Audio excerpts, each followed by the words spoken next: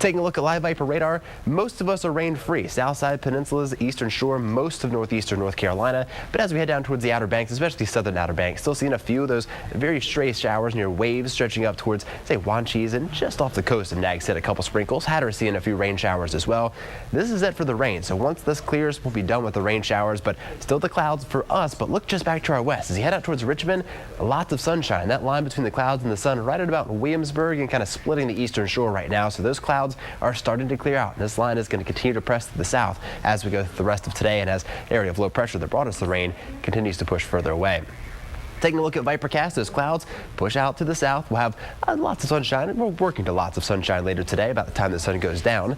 Clear skies tonight, tomorrow, sunshine in the morning as we go towards midday and even into the afternoon. So basically wall-to-wall sunshine on Saturday and then a carbon copy on Sunday. We'll have the clear skies Saturday night and into Sunday morning. Maybe a couple clouds, but more sunshine than anything else. So this afternoon, upper 50s, working our way towards mostly sunny skies. Northeast at 10 to 20 with those gusts to near 30 miles per hour. For this evening, still clear skies, mid-50s, north winds at 10 to 15. And then working down to sunshine for Saturday. And then we're going to toss back to Blaine and Layla. All right, here's what we know right now as we interrupt Miles. We're sorry about that, but there may be a huge breaking news story happening in Virginia Beach right now. Looking live from the Skycam 3 traffic network. This is in the vicinity of 264 at Bird Neck, and we are looking at down Bird Neck. Brian, which direction is this? Are we looking towards the ocean front, do we know? It looks like it may be. I mean, according to our viewers on Facebook, what we're just getting in, this is near the convention center, people are telling us. And we're also hearing there have been a lot of fire trucks at Hilltop, a lot of black smoke, fire and EMS racing down Laskin Road, we're hearing from viewers. Yeah, somewhere near the vicinity of the ocean front and 26th is what some people are saying. Here's what we know right now. What we know is that we can see a huge, thick plume of black smoke just off of 264, somewhere in the vicinity near the ocean front. And that's about it. We know that people have been posting on the Facebook and Twitter pages talking about seeing emergency crews, talking about seeing a lot of congestion. And as you see, that smoke looks like it's growing. But at this point, no confirmation as to what is happening right now in Virginia Beach near the ocean front. But the pictures right now telling a pretty impressive scene right there, Layla. Yeah, a very busy area too in Virginia Beach. And of course, this is a situation we're relying on viewers like you who are home and near this area to call into the station and post your pictures as well on our Facebook page. We do have several crews heading to the scene, but again, this is all happening right now. As Blaine said, we're looking, as you are looking, at that plume of black smoke filling the air in Virginia Beach, somewhere near the convention center. And if you were in this vicinity and may have seen anything happen as we kind of, VDOT's helping us out by kind of rearranging the picture there just a little bit. If you may have seen something happen, please let us know exactly, maybe what you've seen by either emailing us, desk@WTKR.com, joining us on the Facebook page. If you happen to actually see something, a lot of people are saying, oh, I heard someone said something happened. And you know how that goes sometimes where people say one thing and the game of telephone goes. The message gets mixed up there. Looks like we see some cars pulled over on the side of the road there. Obviously, there's going to be a lot of detours and stuff in that area with police and fire crews being out there. Okay, we're getting ready for a live phone update from one of our News Channel 3 photojournalists who actually lives out in this area of Virginia Beach. Reuben Carrington is on the line. Reuben, what have you been able to see out there? I'm here at Mayfair Muse Apartments on Bird Neck Road. The best way I can describe this is absolute chaos. People literally running everywhere for their lives. What I've heard so far is that a jet actually crashed into an apartment unit. Oh my God. I spoke to a maintenance man who said that the jet actually was coming towards the apartments and he tried to kick it back up, ejected, and it went right into the apartment building. They're not sure if the people got out. But the best way I can describe it is absolute chaos. It's chaotic out here, Blaine. All right, Reuben Carrington is one of our News Channel 3 photojournalists. Can you give us just sort of a good indication for folks who may not be familiar with this area, exactly where you are and how close you are to where this has happened? This is on Bird Neck Road. Once you get off of the Bird Neck exit on 264, you'll make a left and you will absolutely not be able to move. Everything is at a stalemate. Blaine, I'm sorry to keep referencing that word, but it is chaotic. I've never seen anything like it. And the name of the condo complex you said again was Mayfield? Mayfair Mews, M-A-Y Fair Mews, Mayfair Mews apartment. Meadows, okay. Apartments there, and it's right off Bird Neck Road. What are people, are you talking to people around you? What are they saying about, you say they saw a jet and they saw someone come out, right? Yes, I actually spoke to 3 separate people, two of which were maintenance Blaine, who said that the pilot did eject, and they were able to rescue him and, take him off in the ambulance. But they are extremely concerned about residents because it hit 2 buildings. There are 2 buildings that are completely engulfed in flames right now, so they're very concerned about that, Blaine. Ruben, do you live in that area? Yes, ma'am, I do. What else is around there, and are people able to get into the neighborhood or leave at this time? No way. Nobody can get in. They're letting people out, but you absolutely cannot get in. There's plenty of convenience stores around and pet grooming places, so it's a pretty densely populated area for residences, and it just really caught people off guard. Did you hear anything, Ruben? Did you hear the crash? I did. It's kind of embarrassing, but I don't mind saying it. I was actually in the shower, and I heard this huge, loud ruckus, and my dog went crazy, and I looked outside, and you can just see thick black smoke and flames. So so you can see it from your apartment. I mean, how close is your apartment to this scene? I'm about a half mile away. I hopped in the vehicle and took off and managed to get here just as responders were getting here. So I'm kind of right in the thick of things right now. Now, about what time would you say this all happened, to the best of your memory? Actually, funny, I started watching you all at noon, hopped in the shower at about 12:10, and 2 minutes later it happened. So right before 12:15 is what you're saying, Correct. Okay. And you're on the scene right now, so you're in the neighborhood, right, Ruben? Yes, I'm standing in the middle of the court, yes. What else can you see? Do you see any people running right now? Are you able to talk to anyone? Well, yeah, I can talk to people. The thing that concerns me the most is I have not seen one person come out of that building. Like I said, I got here when responders got here, and I have not seen anyone come out of that building, and that's starting to get a little alarming right now. But you said there were 2 buildings that you see that were on fire right now. Correct. They're still on fire, yes. All right, just to recap, in case you're just joining us here, you're watching live coverage of breaking news on News Channel 3. We're looking live from the Skycam 3 traffic network at 264 towards Bird Neck Road, where eyewitnesses, including a News Channel 3 photojournalist on the phone with us, telling us that a plane, possibly a military jet, has crashed into the Mayfair Meadows apartment building just off of Bird Neck Road. What Ruben is telling us, he actually heard the crash. He says there are 2 apartment buildings on fire at this time. Ruben also tells us that exit right there at 264 at Bird Neck at a standstill. We do see cars completely stopped on that exit. It's what it appears to be right there, Blaine. Yeah, Layla, and just the view from looking down Bird Neck Road is very ominous. You see that plume of thick black smoke. We are still waiting to hear a word from Virginia Beach Police, rescue, fire departments, just about the situation from their perspective at the Mayfair Meadows apartments off of Bird Neck Road, as well as the military, their possible involvement. Eyewitnesses are saying it was a military jet. That not confirmed just yet, but with the pilot ejecting, that certainly seems like that could be the case. Yeah, and Ruben, our photojournalist there on the scene, telling us he spoke with 2 maintenance workers at that apartment complex there because he does live nearby, and they told him it appeared to be a jet. They both say they did see a pilot eject from that jet. Of course, as Blaine just said, waiting on confirmation from Virginia Beach Police at this time. But as you can imagine, everyone on the scene as we watch this plume of black smoke in the sky. And it's growing, too.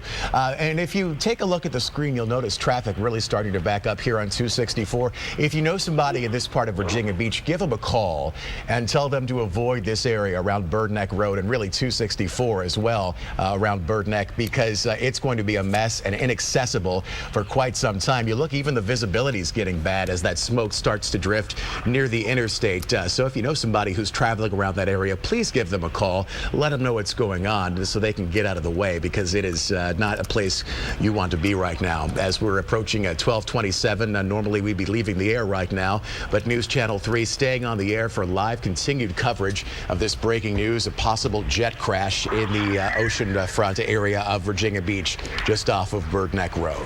Ruben, are you still on the phone with us? Yeah, I'm here, Layla. Okay, can you go ahead and give us another update at this time? Several more engines have just arrived to the scene, several ambulance units as well.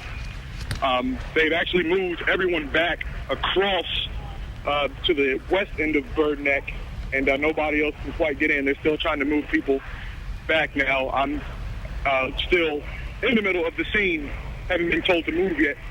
But, yeah, that's pretty much the only new thing that has happened. It doesn't look like these flames are planning on going out anytime soon. It's still thick black smoke and pretty intense flames.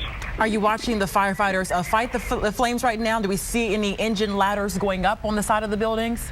Yes, 2 right now are actually, I don't know the correct term, but there are 2 fire units with the ladders up in the air and spraying down on top of these 2 apartment buildings. Wow. Ruben, just sort of describe what's going through your mind at this time as you're watching this whole scene unfold from the time you got there until what's happening right now. Well, I just wasn't sure what it was, and as soon as I can make it out, I mean, I just hopped out of the vehicle and just took off running with the camera and just started shooting. But it's the craziest thing I've ever seen in my life. I mean, I live out here, and you tolerate the jet noise, and you say it in your mind like, just what if, and possibly that what if happened today, Layla. Yeah, Ruben, this is an area, of course, as you just mentioned, as you're familiar with it. You hear the jet noise all the time, and if you've lived there for any length of time, you almost become immune to it. But you know that that is in a crash zone. They tell you that when you move there, they have to. That is a very real possibility, and you pray it never happens. And sadly, it looks like that may have happened today. News Channel 3 photojournalist Ruben Carrington is live on the phone with us now. Ruben, we're going to let you get back to getting some video, and we've been told to ask if you can send some cell phone pictures back to the newsroom or whatever you can. That would be greatly appreciated. Will do. All right, Ruben Carrington, thank you so much for your work.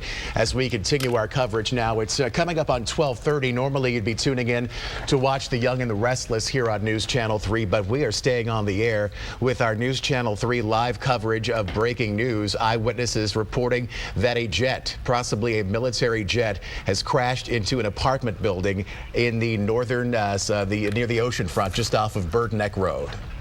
And we know right now Virginia Beach firefighters do confirm that they are on the scene of a 2-alarm fire right there in Virginia Beach. At this time, they are not confirming that it was a jet that crashed into those apartments, but they're not denying it at this time either. So again, we know something hit those apartments there as we watch this plume of smoke. We are starting to get what appears to be pictures on the WTKR Facebook page. Yeah, I've got one pulled up on my computer, which shows a very scary scene here. Jeff posted this just a couple of moments ago. I'm going to zoom in here as best I can, and this looks I think like we're on my page right now. Let me go ahead and stop. There we go. We're on yours. Okay, so if you're looking here at the screen now, it's hard to miss that incredibly thick black smoke and those intense flames with what appears to be that jet slamming into the ground and the end of one of those apartment buildings there, that 2-story brick building, the Mayfair Meadows apartments just off of Bird Neck Road. But my goodness, that looks just terrifying. And wow. As Ruben told us, he heard the noise about a mile and a half from the scene, or half a mile, I'm sorry, at his apartment, headed over. One of the first on the scene, and what Ruben can tell us, was just a lot of fire coming from 2 apartment buildings at that scene. And this all happened, Blaine, around 12:15 is what he's telling us from the scene out there. And as you can imagine, every fire crew around that area is heading there right now. Yeah, this is an area that you want to avoid, as you can see with the live picture from the Skycam 3 traffic network. Traffic backing up in a big way on 264, an area you certainly want to avoid. They're not letting anyone exit or get much past that exit ramp there, as they've got to clear the way for fire crews and emergency crews. And as you can see on the screen there, with the huge amount of smoke, it's starting to filter onto the roadway, and that's not a good thing either. Not a good idea to try to even get to this area either at this time, as Blaine was saying, on the road. But also, if you live near here, as Ruben told us a little while ago, they're not allowing anyone in, as you can imagine, or they are letting people out, but they're not allowing folks back into the neighborhood as crews continue to arrive on this scene over the last 15 minutes. This is all developing, so try to avoid that area if you can. Of course, we're staying on the the air to bring you any information that we get in. Getting more pictures, too, from viewers. We do appreciate those of you who are nearby and able to send this to us. Yes, if you can, if you happen to be already there before you get out of the area, if you have snapped a photo, you can post it on our Facebook page or email it to desk@WTKR.com. This shot just coming in to the Facebook page, and you see those intense, bright flames coming out of the roof of that two-story apartment building with people gathered around incredibly close. I'm not sure how well you can see, but yeah, I'll make it a little bit bigger there. The flames inside that one apartment unit, just shooting out of that upstairs window. It's in the window. You're My right. goodness. And again, Virginia Beach EMS can confirm there is a 2-alarm fire, is what they're calling it, that they're responding to at this time. Will not confirm or deny that a jet hit the buildings. And again, we do thank our viewers who are able to contact us from the scene, send in their pictures. If you are nearby and can give us a call into the newsroom, I'm going to go ahead and say that number out loud right now, 757-446-1352. Again, 757-446-1352. And on the live line right now, we have George Pilkington, who is in that area, an eyewitness to what has happened. George, thank you for calling us. Tell us exactly what you saw.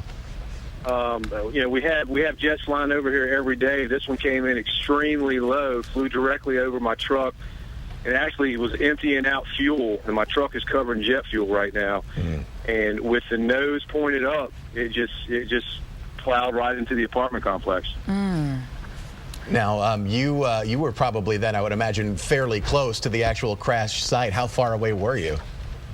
Maybe 100 yards, 200 yards at the most. Not far at all. Now, can you give us a good idea of exactly where this all happened? We're just trying to get our bearings here. It's right off Bird Neck Road, is that right? Yeah, correct. It is.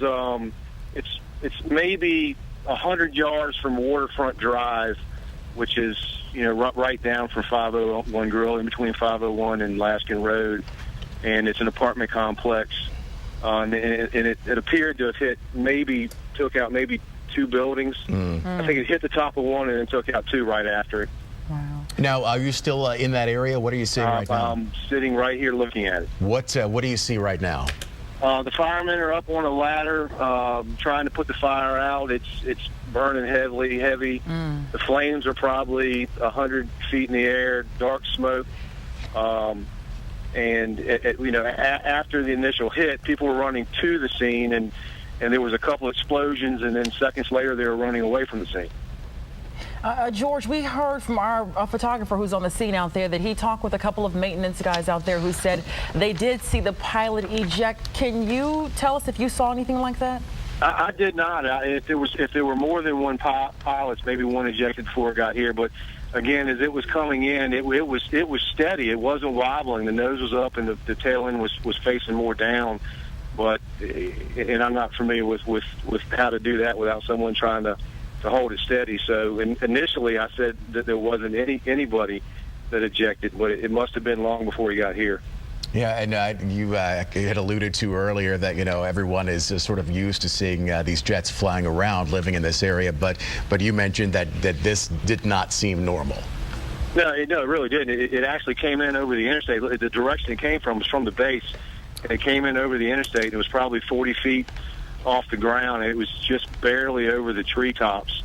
And I have a tennis club down here, so we see this every day. But you know, when this one came in, it just really not just so much how low it was, but the way that it was coming in with the nose pointing, you know, more upward than anything. And that looks like a jet. We're looking at or a piece of one right now that a viewer sent to our Facebook page. My goodness, Leanne just posted this to the News Channel 3 Facebook page. A very close look at what appears to be the remnants of that jet that crashed into the Mayfair Meadows apartments just off of Bird Neck Road, now about 20 minutes or so ago in Virginia Beach. George, I'm sure you're just feeling 100% in shock right now. Describe what's going through your mind. Well, I tell you, it's just one of these things where you see on TV, but you just never think you're going to see in real life. And again, I'm sitting in my truck right now, and the jet. I'm definitely going to have to go to a car wash to get the jet fuel off. I mean, this was just, it just shook the ground. I was in my truck, and it just shook the ground when it hit. All right, George Pilkington, an eyewitness to the apparent jet crash, live on the phone with us. Thank you so much for joining us. We have some new we're video. Glad he's okay as well, yeah. Yes, new video just coming in to the News Channel 3 newsroom. Hey, Brian, is this from our crews on the scene or is this from a viewer? Okay, so photojournalist Van Applegate getting this video into us right now. This looks like it. I'm just taking an educated guess. The area around First Colonial, I see a Wawa there on the left near Virginia Beach Boulevard. So I believe that's near that intersection headed towards the crash site. You can see a lot of cars, which is a normally busy intersection anyway. But he's going to have a tough time probably getting to the scene from this angle. You can hear, if you listen, you can hear the sirens in the background. Wow. Unreal at this point right now. So take another live look from our Skycam 3 network. And again, we do appreciate the pictures you all are posting. What we're seeing also on the Facebook blame, family members who live out of town, who are hearing about this, wanting to know what's going on, who have loved ones in this area. So we will continue to keep this page updated. And Brian, I'm talking to our executive producer right now. Are we still streaming online?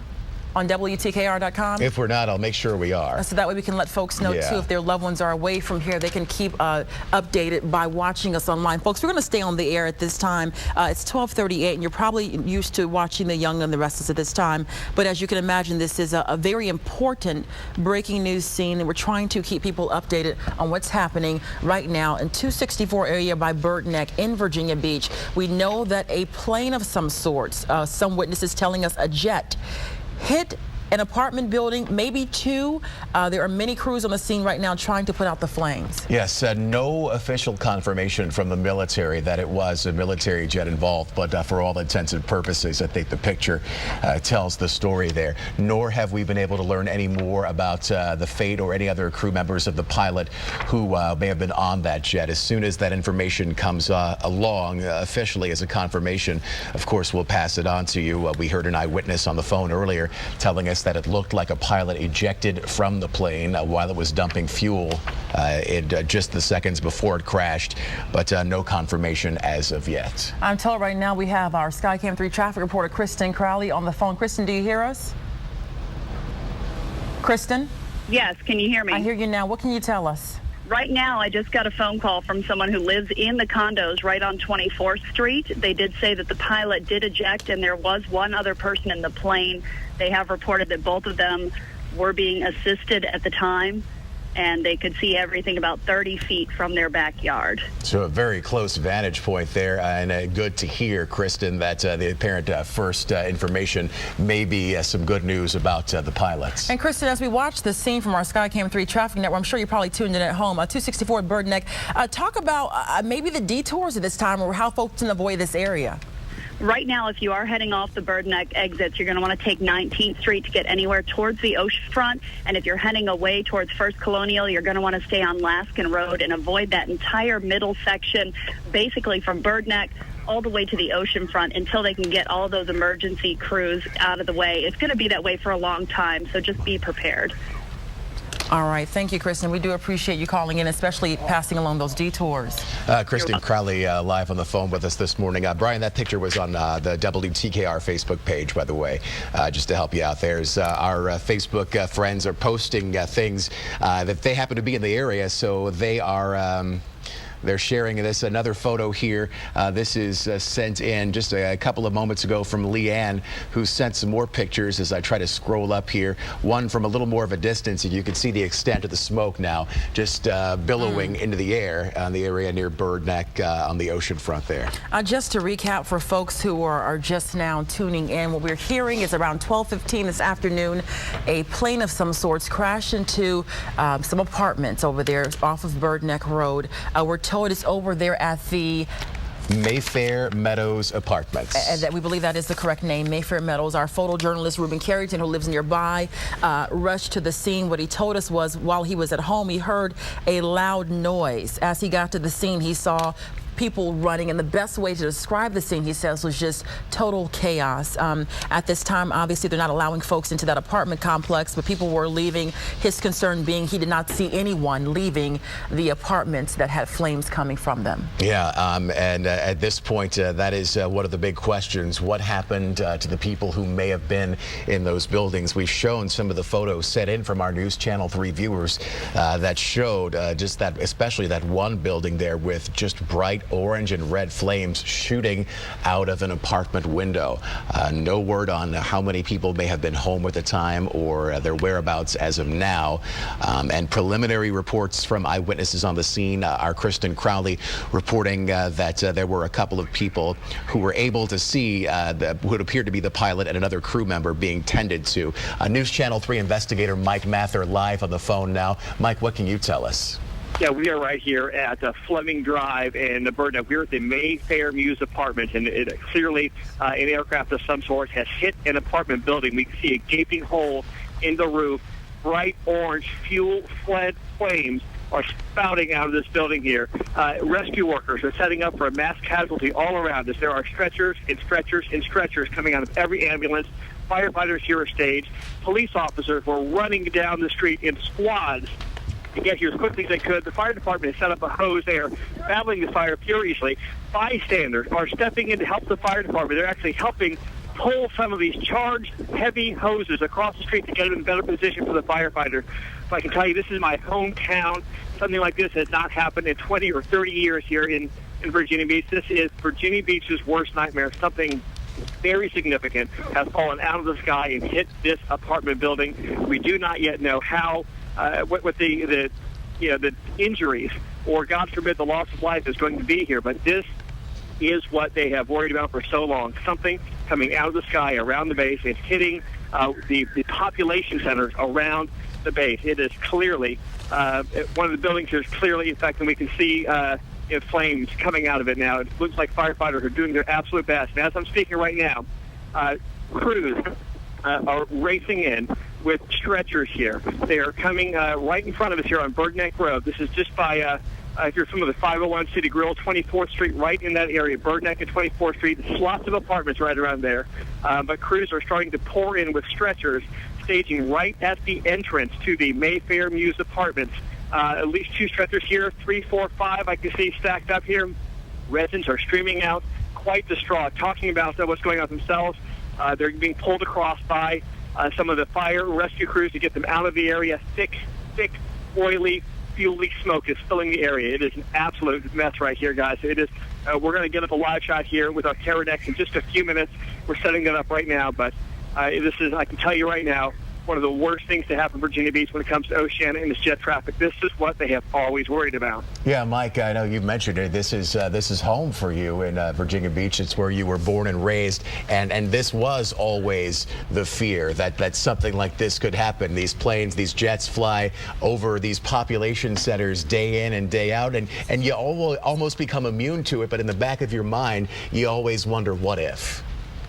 Yeah, there's no doubt about it. Everybody who lives here can just see how close these jets circle, and it has become a way of life here. Just to, and a source of pride to have such a massive military presence right in our own backyard. It's obviously integral with Virginia Beach. It is such an important part of Virginia Beach's economy and its population. So many military members live here, work here, and retire here. But this has always been the fear that Navy pilots are among the best anywhere in the world. Mm-hmm. They've done a tremendous job in years past, even steering stricken planes out away from the population centers. To have one fall into an apartment complex, and at least part of it, I can tell you right now, it looks like it hit an apartment. Huge hole in this apartment, orange flames still coming out of it. Yeah, this is something that emergency crews around here have clearly trained for and planned for, but something that nobody has ever imagined happening. And Mike, you're on the scene too, and obviously you said you saw the fire crews, still trying to battle the flames. At this point, with all the stretchers out there, have you seen them trying to possibly rescue anyone from a window?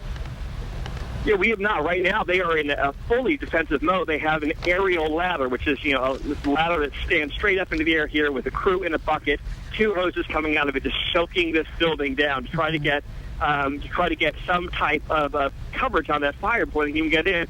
I can tell you right now, guys, this is all happening as we speak right now. Van Applegate has a live camera up and ready. We're hoping you guys will be able to see that in just a few minutes. We're broadcasting through a cellular block here, essentially, to get this to you as soon as possible. It will be virtually impossible. Mike, we have it up. We have it, so you can talk us through it. You can see from the ground here what is happening. This is a Mayfair Mews apartment. What you are seeing here, straight ahead of you, if you can come back over to this apartment building, the entire building is badly damaged. It starts from one corner and goes all the way across to the end of the other corner. The entire building has been affected here. And you can see the aerial unit there pouring water down onto this apartment building. Firefighters are walking in. I'm going to just pan to the left here. You can see some of the crews. Crews just, they can see, man. The crews here are just loading up the stretchers and trying to get in there. They're being asked to stage right here while the firefighters are going in. This is essentially an all-call for Virginia Beach. Every available officer, every available firefighter, rescue worker will be here. You see down here, just down the street here, this is a woman just trying to get back to her house, trying to figure out what's going on. There's mass confusion out here. People are trying to figure out where they can go, where they can be. The police are just trying to get all this area cordoned off, but the main issue right now is trying to get in and do any kind of rescues that are possible out there. So it is still incredibly active and evolving scene, but you can see just from these live pictures that something has happened badly to the apartment building. Something has fallen into it. We presume an Oceana jet. You can hear some of the buzzing right now. They are actually asking us to jump back out of the way. They're still trying to get fire trucks in to that area. And as I'm speaking to you, we are grabbing our equipment out of the street so they can get the trucks past us and into this area. Fire trucks right now are still coming to the scene. It is an absolute disaster here. And Mike, right near you, we see that a crowd of people to the right of Van's camera right there. Are those folks who live there or people who just came by to watch? Most of these people that you're seeing in front of us are people who are helping. In some ways, they're jumping in with the fire department. They're either off duty or in some way helping here. They are trying to get the residents, anybody out there. In fact, you see a man trying to run in right now, and he's still alive right there, to make sure that he knows the camera is still hot. There the good stretchers are going there right now. They're starting to bring some in, getting them up over these charged water lines. People are starting to pour in here on their cell phones, wondering if they know anybody in there. So we have not seen any active rescues yet, but right now we can see the stretchers starting to go in. They have been staged outside for quite some time. So we can tell you right now they're trying to get the stretchers in.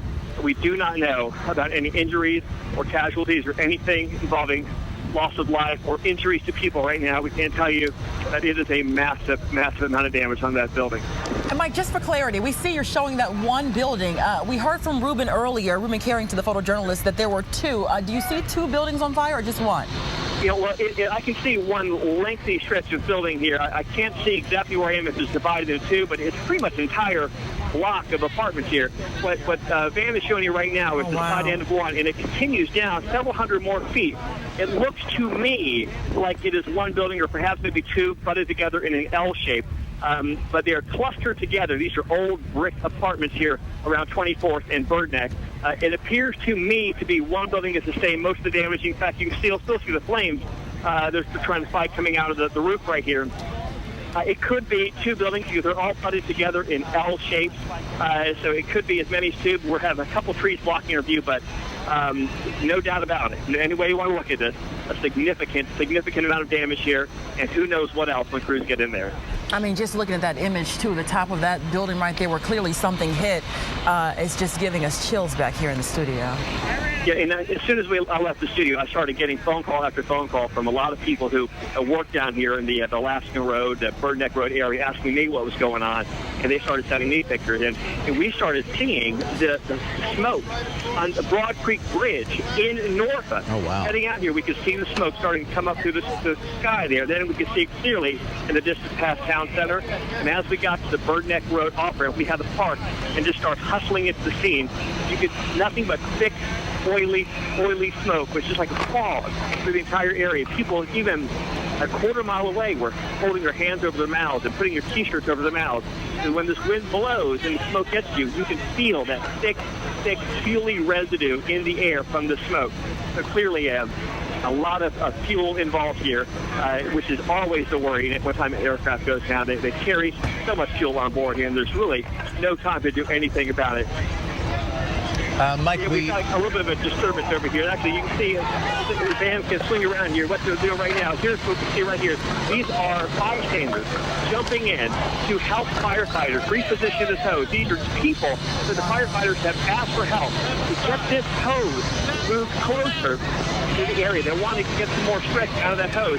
This is something you almost never see. It gives you the magnitude of this disaster here for the fire department is just asking for bystanders to race in and help them. These are blocks that they use to help support the hose and move to where they need to do, get the proper pressure in it. These are all people, all bystanders being asked to help here. Now they're now positioning that hose to get a little better purchase out of the hose, to get it in a better position to fight that fire.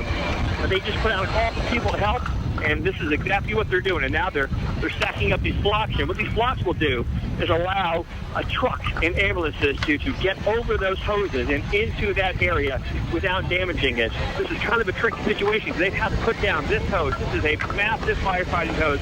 They're going to try to get this truck here that you see coming in live now, something that is almost never done. They're going to try to get this truck over those lines if they can and into the fire area. This is a truck that can get a lot of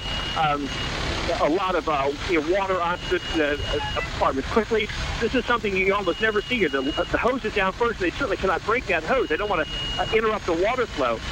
Some of these hoses were put down just immediately to try to get some help to get that fire under control. So the hoses went down first before they could get the full assets here. And it wasn't, of course, until several minutes later that they realized the magnitude of this. So now they're scrambling virtually everything they can, every piece of equipment they have to Virginia Beach. What you're going to see now is something that they almost never do. This will be a very difficult maneuver to get this massive, several tons of fire truck up and over this 5-inch charge hose. That might even be a 6-inch charge hose here. And here it goes here. This shows you how desperate they are to get help to this building, to get more fire units to this building. They're actually going to drive this truck up and over a charge hose. This is not something they do anytime. My guys, and there it goes up and over here. They're going to reposition those hoses. The spokesperson for the fire department is here, and I'm going to just get a few words from him in just a moment, and I will be back to you as soon as possible. We're going to continue broadcasting live here from the scene of this almost unimaginable disaster for Virginia Beach. News Channel 3's Mike Mather reporting live from Bird Neck Road in Virginia Beach. He's been showing us now just the amazing pictures for the past couple of minutes ago of how we were able to see the bystanders just helping out. Let's see if we can listen in and find out what they're talking about. Hi, Tim Riley. Right now we have in the preliminary stages, we are confirming that there is one military aircraft from Oceana that has crashed into the apartment complex behind us. Two pilots were transported to a local hospital, and that's all I'm going to. They both were conscious. That's all I'm going to report on that. In the apartment complex, we do not have any confirmation yet of injuries. We're still in the stages of extinguishing the fire. We have to do some extensive searches in those buildings. I know it's a brief report out right now, but that's all I can really actually confirm on. We're in the early stages of this. One of the good things about this is we have had two mishap drills, and we'll do a unified press release in about another hour as soon as we can get all the facts together. I keep saying Mayfair News. Is that wrong? Joe, I'm not 100% sure of the apartment complex. It says it right there. I'm assuming that's it. Yes. Okay. Tell us again, what kind of aircraft do you believe it was that crashed here? Well, we don't know. We know it's a two-seat aircraft. A jet aircraft? A jet aircraft, military-type aircraft. That's all we know at this time. Did the pilots manage to eject from the aircraft? Did they parachute down, or were they involved in the crash itself?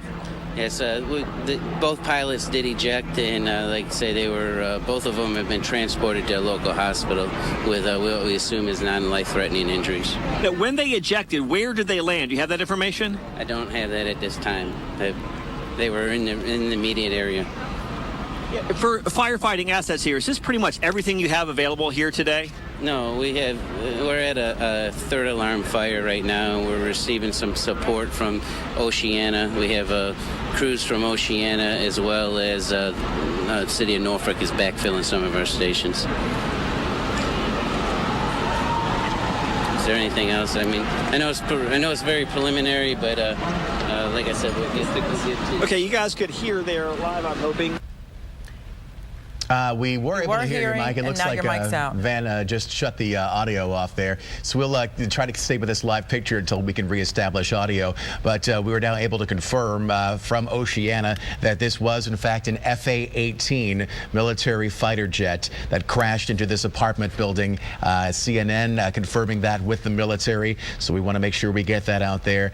2 people on board. 2 pilots ejected, according to Tim Riley with the Virginia Beach Police, or rather Fire Department. They ejected and were able to get out safely. It looks like we've reestablished our contact and we see with Ruben. Mike Mather. That's photojournalist Ruben Carrington there. I'm not sure if you guys can hear us. Okay, who is not live? Are you not live? Mike, we hear you. Anybody? Okay, well, apparently we want to just go ahead and take back control of the reins here. Of course, it is breaking news, and we're getting these images back live from the scene off of Bird Neck Road in Virginia Beach, just a block or so from 264, right around 24th Street. The name of the apartment complex is the Mayfair Mews Apartments. That is the name, M-E-W-S, Mayfair Mews. We do want to pass this along from Virginia State Police that Interstate 264 is shut down right around Laskin Road. You can't get in or out from that area, and that's because this crash scene is so close to the interstate, and also, you know, they don't want people just funneling in there. It's already a chaotic scene. And as you mentioned, when it's breaking news and we're just getting these images in, there's going to be a little chaos on the scene from our crews, which is understandable as we establish these live images right here. As we look at this right now, we're told we do have a witness on the scene joining us on the phone right now. John Paul, do you hear me?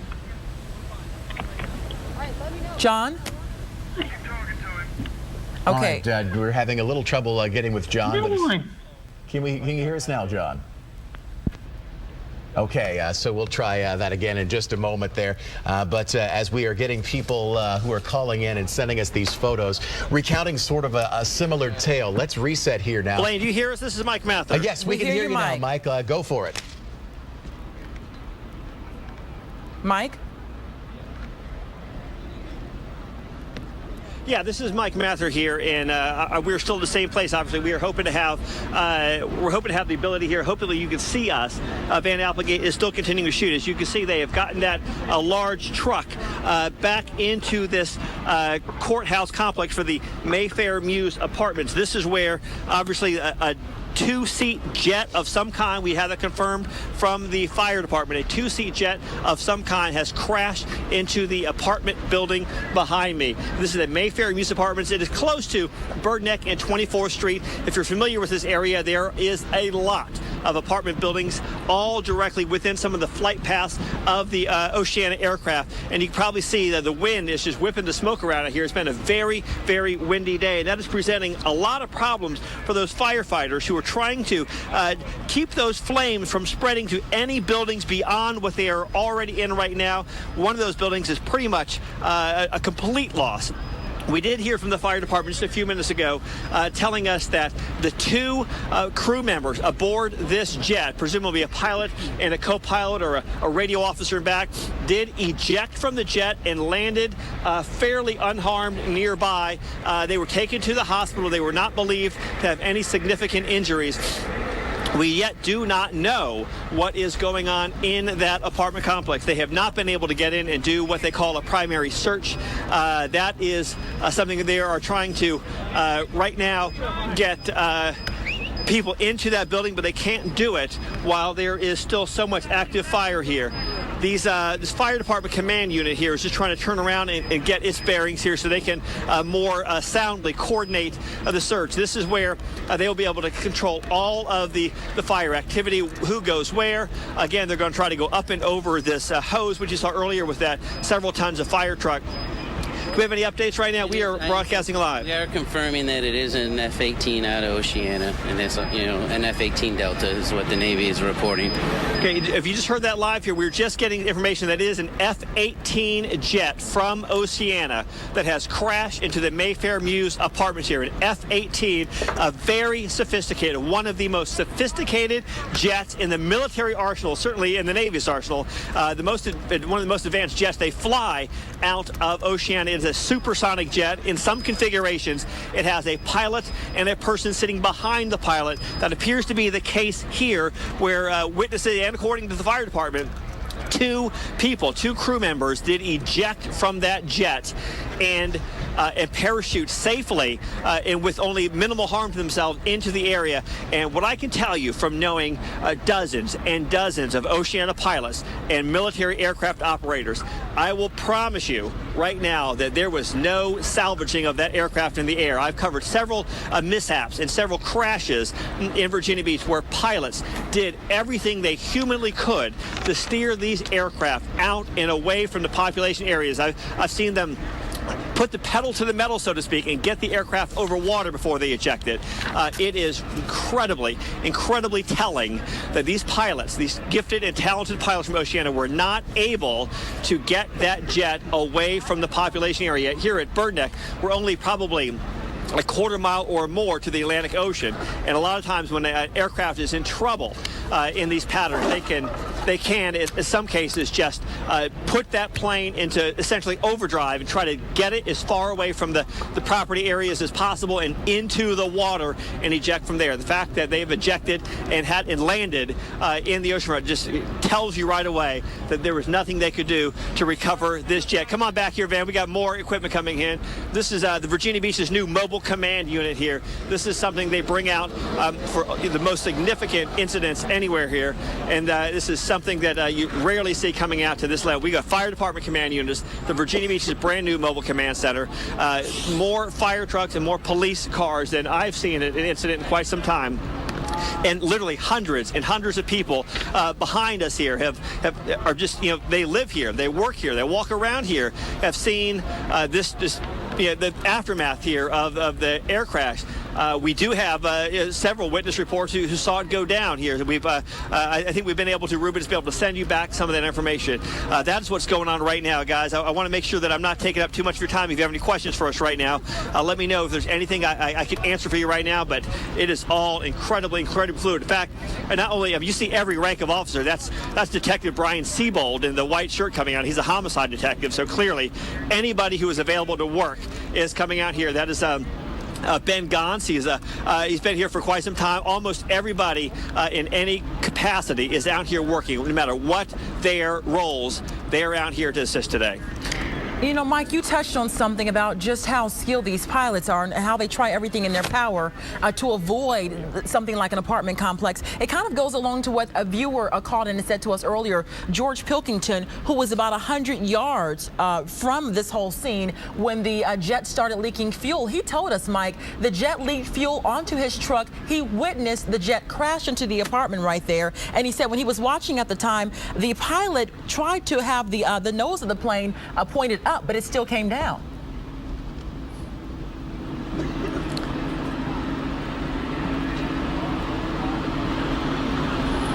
Well, the thing about these jets is they're just magnificent pieces of machinery. They're supersonic jets. Now, these are the jets that you see flying overhead all the time. You really don't even see what they can do here over our skies here. They're just generally, you see them in the patterns taking off and landing. These are supersonic attack jets. But the trick to these jets is they have virtually no ability to glide. Their wings are built for enormous speed, not built to glide. And when these jets lose power, or when they lose hydraulic control and lose control of the air surfaces, that jet is coming down. There is just no doubt about that. There is not a way for these jets to do much of anything when they are without power. They are very heavy. They do not have a lot of lift on their wings here. Those jets are built to travel very fast with a lot of power behind them. And when they lose power, or they're leaking fuel and running out of fuel, or they have some hydraulic issues, there's not much they can do. These jets will just come out of the sky. And that's the difficulty here. You'll sometimes see in the movies or see in television where a stricken airplane can glide for quite some time and pilots can put it down. And that certainly can happen with airplanes that have these special wings, or just even wings that are just built to fly better than these are. These are just built for speed. And guys, once they lose that power, there is nowhere for those jets to go except down. Mike, we're getting word from Centera Hospital that at least 2 people have been rushed there to the emergency room, one being one of the pilots on that FA-18. The other is someone on the ground suffering smoke inhalation. But I know you've told us before that you have not been able to see a lot of people coming out of there, perhaps being tended to by emergency workers. We want to say before Mike starts talking, we have about a 5-second delay because of the technology we're using, so he can't hear us. So Mike, what can you tell us about any sort of patients on the scene?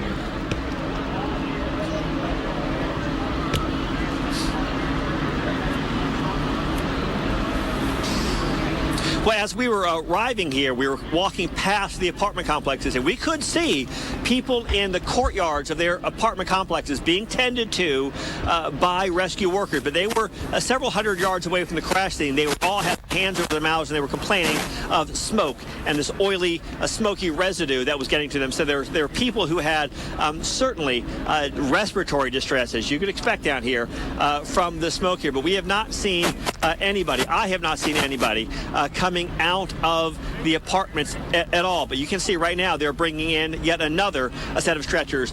On top of that stretcher is what they call the Advanced Life Support Kit. This is everything that those paramedics, rescue workers would need to give the most advanced life support that they can to anybody they have in there. Now, the way this generally works is at a crash of this magnitude, at a disaster of this magnitude, the first thing they want to do is get it safe, get the flames out.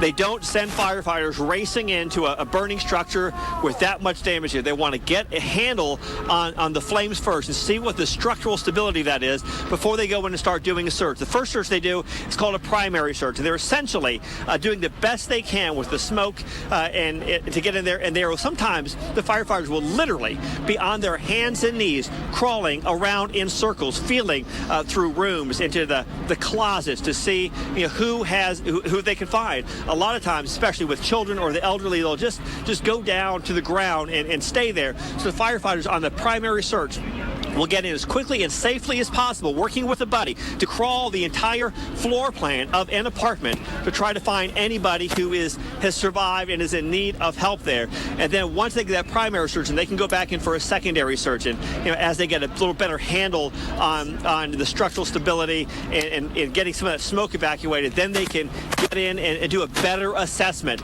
That's basically, if you think about it, it's like a triage. They get in there as quickly as possible, get the first victims they find out, then they can go back and do a secondary search. But that primary search is what I'm going to believe is underway right now, if they are able to make sure that all that fuel, all that toxic fuel is out and the building itself is safe enough for their firefighters to get in there. You can see they're starting to bring in crews right now. Now those are air tanks that they are carrying, and I've worn those before on firefighter drills, and I can tell you that the trick with these firefighters is they are so well trained and they are so adept at this. They will get into this situation and breathe normally like they're having a conversation. That lets them prolong the amount of time on those air tanks. When I did a drill with them, it was actually, they just put smoke into a building, and I crawled in with them with an air tank. It was such a claustrophobic feeling. I was literally just breathing in and out like I was almost gasping, and my air tank ran out just in a matter of minutes.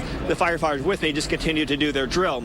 They will put those air tanks on, but they have a bell on those air tanks. They have a bell that will warn them, or it'll warn them very loudly when their air tank is about to come out. So what they'll have to do is come out, another crew will go in, and they will start recycling these crews through, replacing the crews over and over until they can get into that every nook of that building to make sure that there is nobody that can be saved in there. And here we have a third stretcher going in. This is just from the area where we are. There are other fire trucks around the backside. There are fire trucks in the apartment complex.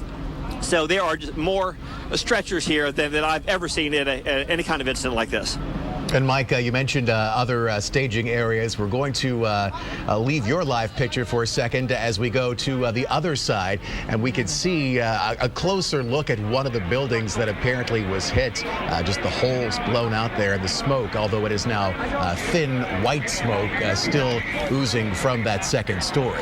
Just to recap for people who are just now tuning in, 11:11 the time right now. Normally we'd be in Young and the Restless, but we are staying on top of breaking news in Virginia Beach off Bird Neck Road. Road, 264 in that area.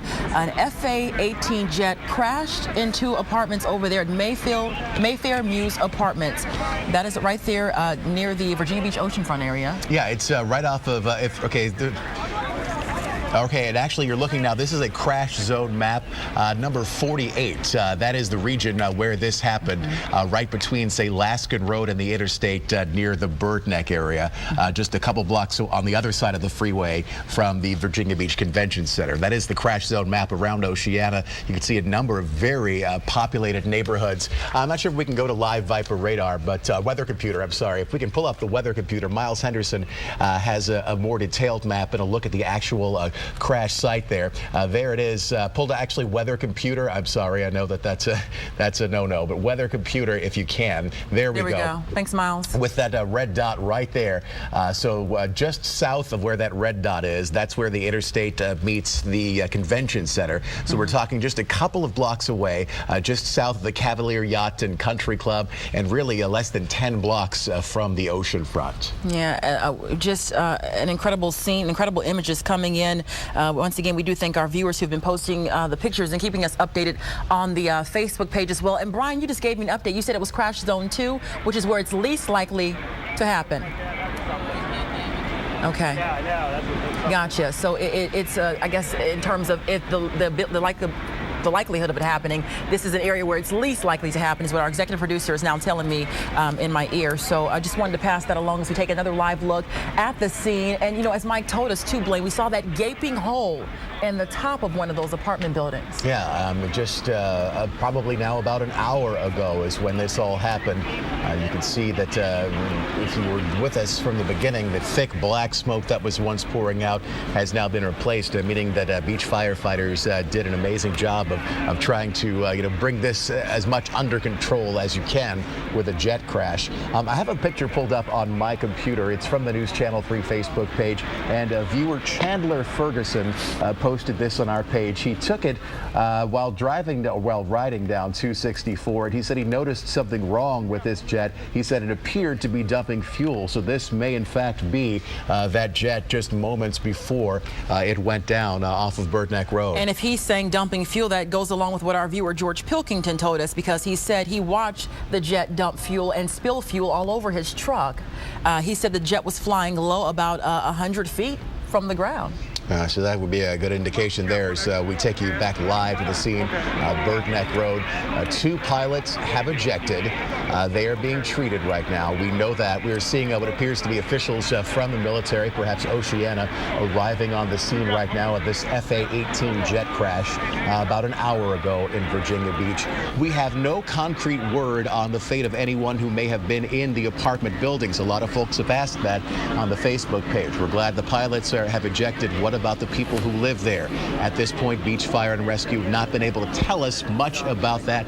We do know one person who was on the ground was taken to a nearby hospital for smoke inhalation. That's the only report of anything from people on the ground that way we may have. But as Mike Mather has told us live from the scene, we've seen triage units and stretcher after stretcher just piling into this scene now as we watch it unfold before us. It's one of those unreal moments. We heard from folks who've lived in that area for many years saying it's something that you think about, the what ifs. Definitely not something you expect to ever see happen.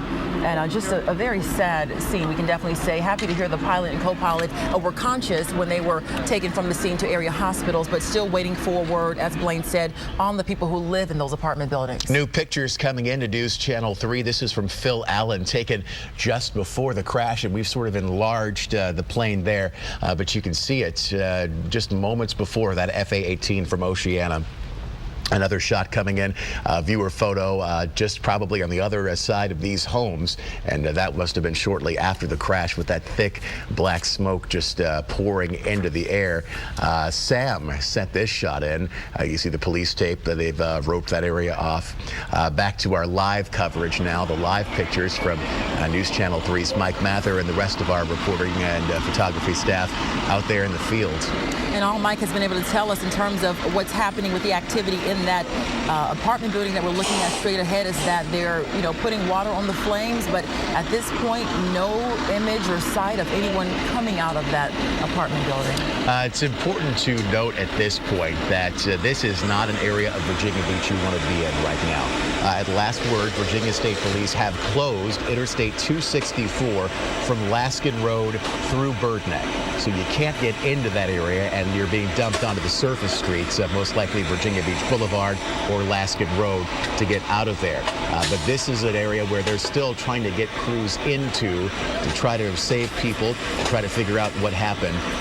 The last thing they need is for other people to clog that area. So it may be tempting, but stay away from that area around Bird Neck Road and 24th. We do have more pictures coming in now. And this is one of the earlier pictures posted on the News Channel 3 Facebook page from a viewer, and clearly appears to be either the entire jet or pieces of a jet right there on the ground. We're looking at another picture showing an aerial view of just all that thick black smoke billowing in the air. Mike Mather told us as he was approaching Virginia Beach, even in the Norfolk area, you could see the smoke coming from this scene. Yeah, as far away as, 10 or so miles there, looking out towards the ocean. The interesting thing that Mike told us is just how protective and how safe that these pilots want to be. But for the people on the ground, with the dumping of the fuel, no doubt trying to make a last-minute effort to get as close to the water, to get into the water as possible. We have some new information coming in from the Naval Air Force Atlantic Fleet. We're just reading it in here. What do we have, Layla? They say an FA-18D, which is Delta assigned to Strike Fighter Squadron VFA 106, did crash in Virginia Beach. Initial reports indicate that at approximately 12:05, the jet crashed just after takeoff at a location just off the base. And we're telling you that location, Mayfair Mews Apartments, and we're seeing live right here on the scene. Both air crews safely ejected from the aircraft, which is what Virginia Beach fire officials did already confirm. In addition, we are learning that this particular FA-18 was part of a VFA 106. So that's the Squadron 106, which is based at Oceana, and it serves as the East Coast Fleet Replacement Squadron.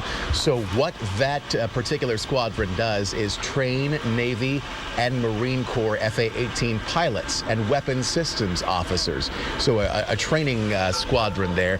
The Navy working, of course, with Virginia Beach fire and emergency crews in trying to help in any way that it can. But again, now just after, let's see, so it's been a little more than an hour now, and we've seen the military officials arriving on the scene in these live pictures. Mike, are you still there with us? Fine. We're live all the time now. I am still here with you, and if you're looking at the apartment building behind me, there, it is hard to even describe any good news here. But what you see here is, instead of that thick black smoke coming out, you're seeing this white smoke. That's a telltale sign to the firefighters that they have this fire under control. That is as much steam as it is the product of the fire, the oily fire here. So when you see a fire scene like this one, a change from the thick black smoke to more of the white smoke, that means they have got a pretty good handle on what is what at least the fire here, to see what is going on here. Now you can see that they are staging even more crews with stretchers right outside here. Here comes we're going to back up real quick. This is something you don't see very often here. This is a Navy firefighting piece of apparatus here, an absolutely massive piece of equipment. The firefighters inside are suited up in that shiny kind of mylar suit here. That's what they wear to go into these circumstances. This rarely makes its way off of the base, and here it is in the middle of Virginia Beach here, trying to get into the fire scene. They're going to try to do that same maneuver here. They're going to go up and over this fully charged hose.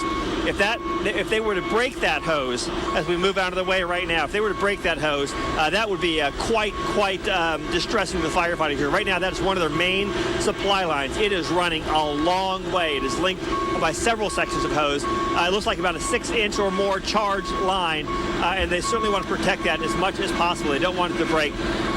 So this is the Navy Region Mid-Atlantic Fire and Emergency Services coming in. They're going to reposition those blocks to get the truck up and over this hose here. I do not specifically know what this truck does here. On board, I could clearly see firefighters who, and you can see them in the silver suits right there.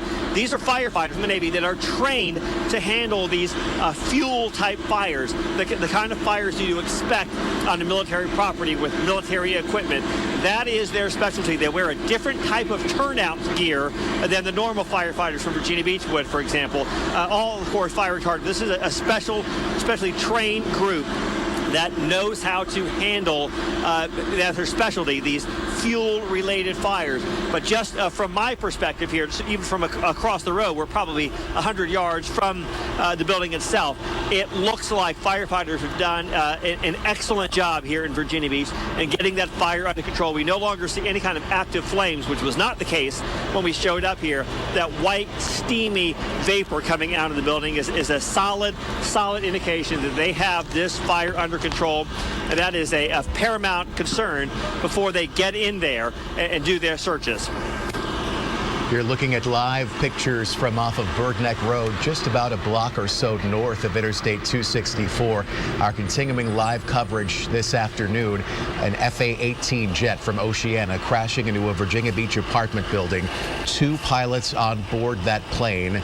They both ejected and are now being treated. At this point, no word on the fate of anyone on the ground in those apartments as we look at live pictures on your screen from both sides of the crash scene. And we do have multiple crews on the scene out there. And what Mike also showed us earlier, Blaine, it was just incredible to see the efforts of people who live in that area, who are nearby watching, help the fire department get their job done this afternoon.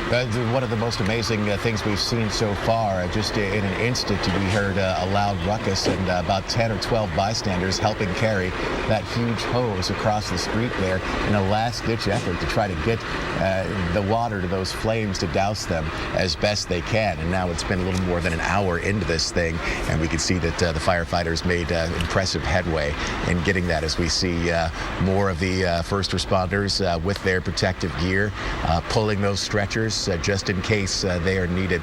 People are asking on our Facebook page, what about the people on the ground? What about schools? Today was a Virginia Beach school in-service day for teachers, which means there was no class for Virginia Beach students. So there is the worry that there may have been families home at the time. But again, at this point, no official word on the fate of anyone on the ground in those apartments or nearby. And just looking at the sheer number of emergency crews, firefighters out there on the scene, just tells you just how incredible this effort is to get those flames out and also get to anyone who may have been affected by this. We did see a little while ago, too, Mike, showing us Navy officials arriving to the scene as well. We've had a lot of images coming into the News Channel 3 Facebook page from viewers showing us the jet on the ground, showing us flames and smoke, and we do appreciate that. If you have more pictures, feel free to send those as well. There you go. It is desk at WTKR.com. You can email us. So we mentioned just a short time ago about those folks who were just standing by and helping the military. We have the video here now, as we will be able to show you. This was live about a half hour ago during News Channel 3. Folks just rushing over to grab that incredibly heavy hose, doing whatever they can. The firefighters getting help to try to move that hose to get as much water to that building as possible. Governor Bob McDonnell has weighed in with a statement on the crash. And he says we are taking all possible steps at the state level to provide immediate resources and assistance to those impacted by the crash of an F-18 fighter jet in Virginia Beach. In the past half hour, the governor has spoken with Mayor Will Sessoms of Virginia Beach several times, letting the mayor know that all of the Commonwealth resources are available to him and the community as they respond to this breaking situation. And of course, they're monitoring all of this and sending their prayers from the governor's office. This story, as we take you back live, is one that's going to play out throughout the afternoon and in the coming days here. Look at the one of the aerial ladder trucks there, ladder 8, that the Virginia Beach firefighters are manning as they try to attack what's left of the fire from all angles. The one thing we have not seen, Layla, would be any reports of injuries on the ground, and that can go either way. That could be a good thing or it could be a bad thing, but we haven't seen people being carted away. No. Things like that. Or being rescued from windows. And I just keep getting chills every time we look at this top right corner window of clearly where the jet hit. And we saw earlier, before what you guys are seeing now, we saw earlier those flames coming from that window. Just shooting out of that upper window there, the one that's in the corner, bottom corner of your screen there. What I can only imagine is an inferno, a hellish inferno inside that building. And we heard the panic and the concern and the worry in the voice of photojournalist Ruben Carrington, one of the first ones on the scene, who lives about a half mile from the scene, got there and just said it was sheer chaos, people running from area apartments. He also talked about all of the flames shooting from that one apartment building, but Ruben also told us at the time he saw what appeared to be 2 apartment buildings. Whether or not they're connected, we're still trying to figure out, but on fire at that time. The ground shaking is how another viewer described it. He was in his truck and the ground shook. Yeah, it's something that Mike Mather touched on. It's something that Beach Mayor Will Sessoms just mentioned. Do you pray that something like this never happened, and now it's happened? And that sort of puts it into perspective right there. It is an eerie thing to hear as we watch some of the police officers and other first responders putting on their breathing masks. Mike Mather mentioned the incredible smell, the choking smoke, and the burning jet fuel taking over that area. And we know all this happened just shortly after noon. If you're just tuning in, shortly after noon, an FA-18D jet from Oceana crashed into one of the apartments over there at Mayfair Muse Apartments, the Navy confirming that the jet crashed shortly after takeoff. Oh, this is what we told you about earlier, a live look at the Skycam 3 traffic network. Avoid Virginia Beach on 264. This is something you just don't see every day. VDOT and state police are turning traffic around on Interstate 264 at Laskin Road, moving them in that center area that's normally reserved for police officers and putting them back on the other direction. And that's probably all they can do at this time, Blake. We cannot get any more people trying to get off. This is the backup right here. And no reason to try to get any more people in that area. Obviously, the crash site is pretty significant, I'm sure, as they investigate where the fuel may have leaked, where the plane went down, where the pieces and parts are. So if you are trying to head to this area, just please stay away at this time. Yeah, it's not a place you want to be. And if you have family or friends who may work there, of course, you probably called to check in on them. But just to remind them, it's going to be a rough drive in Virginia Beach if you have to get out from your work day or head somewhere else. But the surface streets are going to be the name of the game. Laskin Road, Virginia Beach Boulevard, those are your ways out, because the interstate, as you saw, traffic being turned around 264 at Laskin. Layla and Blaine, can you hear me? Yes, we can, Mike. What do you have for us? Layla and Blaine, can you hear me? We've got a gentleman here who lives in the Mayfair Muse Apartments, and I'm going to ask Van to come around here and help me out here. He said that the pilot ejected and landed on his back porch. Tell me, sir, what happened? I was in the apartment, and I heard this 3 big loud booms. So I got up from the couch and went to my back door, and when I looked out, I saw a pilot on the ground, parachute hanging from the building, facial lacerations. So I ran outside and see what I could do to help him. I'm retired rescue, and I didn't know the plane had hit the building until I saw the smoke. Then we had to get a bunch of neighbors together to get him out of the area, pick him up, and take him to safety. Was he able to speak at all, or was he saying anything? He apologized very much for hitting our complex, and I told him, don't worry about it, everything's going to be fine. Let's just get you out of here, get you to safety. Were you able to move him without any issue? Was he hurt otherwise? No, I checked him over. Like I said, I'm a retired rescue. I did a body survey on him. He was in shock, still strapped to his seat. So a bunch of neighbors, we just picked him up and dragged him through the other side of the parking lot away from the fire. until a rescue could get on the scene. There was a second person in that aircraft. Did you see that second person come out? We did not see the second pilot, or I didn't know exactly where the plane had crashed, but I knew we had gas lines in the building, so we had to get them away from where we were, because I kept hearing secondary explosions going on. I don't know if that was fuel, gas lines in the apartment, or what, but I knew we had to leave. So when the pilot came down, he was still strapped to his ejection seat. Still strapped to his chute and the seat. And you know that's unusual because they generally separate from those. You know, they were taken off. He had something on his lower half of his body, something heavy, because he was heavy. So, and you and some neighbors were able to get him out. We were to pick him up, drag him to the other side of my apartment complex, away from the flames, until we get more people and EMS on the scene to strap him up and take him out. Sir, let me get your name again. My name is Pat Cavanaugh. Can you spell Cavanaugh for me? K-A-V-A-N-A-U-G-H. Pat Cavanaugh here, as you can see from his hat, a retired member of the Virginia Beach Rescue Squad here, an all-volunteer squad in Virginia Beach. And I know as we talked to the firefighters earlier, they train for as best they can incidents like this. But Pat, I'm sure can attest, as everybody else can, that you certainly hope nothing like this ever happens. Those jets do carry that very oily jet fuel, which literally sticks to a lot of things. It is difficult for it to, Mr. Cavanaugh, thank you very much. It sticks to whatever it lands on. It makes it so difficult to put out, frankly. They've got to just douse this until the flames finally go out. It looks like they are making a lot of headway here now. You see a lot of people here. The officers in the green, those are Virginia Beach police officers. Those are special operations officers in assignments like K9, SWAT, those types of special assignments. They are here, as they are in every other person here, to try to help. State police are also here. You can see them putting on their breathing masks. Now, these are not air tanks like the firefighters have. These are masks that they would use for a riot or something like that will help them filter out all that thick, oily particles in the air. And you can see some of the rescue workers here. They're coming out with masks over their face as well.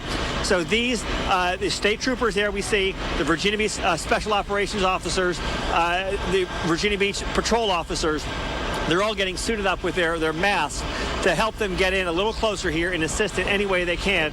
Now, a lot of people here, we're going to assume at this point, are still in their buildings here. A lot of people evacuated, but others could still be in the buildings that are not affected, and they're going to have some assistance getting out and getting to safety. But as you heard from Pat Cavanaugh here, retired rescue squad member, that he told me when he walked up to me that the pilot essentially landed on his back porch. And I heard you guys talking earlier about the jet taking off from Oceana. That is one of the most dangerous portions of any jet flight from Oceana. That is when that aircraft is fully loaded with fuel. It is at full power. And if anything goes wrong, that's likely where it is going to go wrong, when that jet is screaming out of Oceana and climbing out. So when things go wrong with a jet in that early stage of flight, as it is still climbing, it is almost impossible for firefighters to completely, or for the jet pilots rather, to keep that jet under control, because it is not at full power. It is not in an area where they can steer it in like if they're coming in for a landing here. That is one of the most dangerous portions of any jet flight, is when it's at full power, coming off the deck at Oceana, usually making a hard turn out to the ocean. So that is certainly is something you would expect here around Oceana. And when you hear all the national concern over encroachment around the bases, and Virginia Beach, as you well know, has had several contingents of people going up to the BRAC hearings, the base realignment and closure hearings, to try to make sure that the city can coexist with a military base. This base has been here since the 50s, when Virginia Beach was really kind of a sleepy resort town, and so much of Virginia Beach has built up around the base. This is what all those hearings are about. The hearings are essentially asking, can jet bases and cities, population centers, coexist? And for the most part, Virginia Beach has done exactly that. These apartment buildings here have been here for quite some time. The Oceana pilots, all military pilots, are incredibly gifted at what they are doing. So these incidents are exceedingly rare. If you think about just driving on 264, you'll see several crashes here, and just how rare it is for this to happen. But that does not diminish what has happened here today. This is the scenario that everybody on city council, everybody in the city government, everybody who lives under a jet path worries about happening. These jets coming and going from our master jet base in Oceana with a malfunction like one clearly had today, this is what they're worried about. And we were talking to some, you were talking to some of our viewers about that fuel coming out of the aircraft. That's on purpose. When a jet is going down, it's fully loaded as it takes off. When a jet is going down, the pilots want to minimize the amount of fuel in that jet for a couple reasons. To make it a little lighter, to move that jet further away from a potential crash zone. But they also want as much fuel out of it as possible. So if the jet hits the ground, if it crashes, there will not be as much flammable material on the ground here. So clearly they can't dump all the fuel, but when they have a problem with that jet, that's one of the first things they do is purge as much of that fuel as possible from the aircraft itself to try to mitigate what will surely be a fire afterwards. And the pilots themselves and the fire department here have done a pretty good job of that. The pilot got a lot of fuel out of that aircraft. All right, Mike, we hate to interrupt right now, but we do want to get to the phones. Virginia Beach Mayor Will Sessoms is live on the phone. Mr. Mayor, this is a day that you fear and hope never happens. It's something I pray every day that it doesn't happen, but it has. I will sit back and say to you that our police and EMS and fire have done an outstanding job. I'm so proud of them, as I hope all our citizens will be. We got 55 EMS over there, 65 police, and they're doing a super job. The pilots, as you know, are okay. Now we've got to wait and see what happens when we can get into these buildings, and hopefully we'll be able to do that in the very near future. The Navy is sending over some foam trucks which will get these toxic smoke knocked down quickly, and then that will allow us to get our people in to do a search.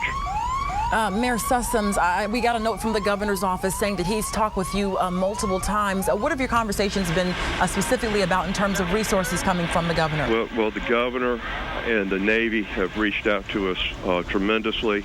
As I said, the Navy's on the scene there with our people now.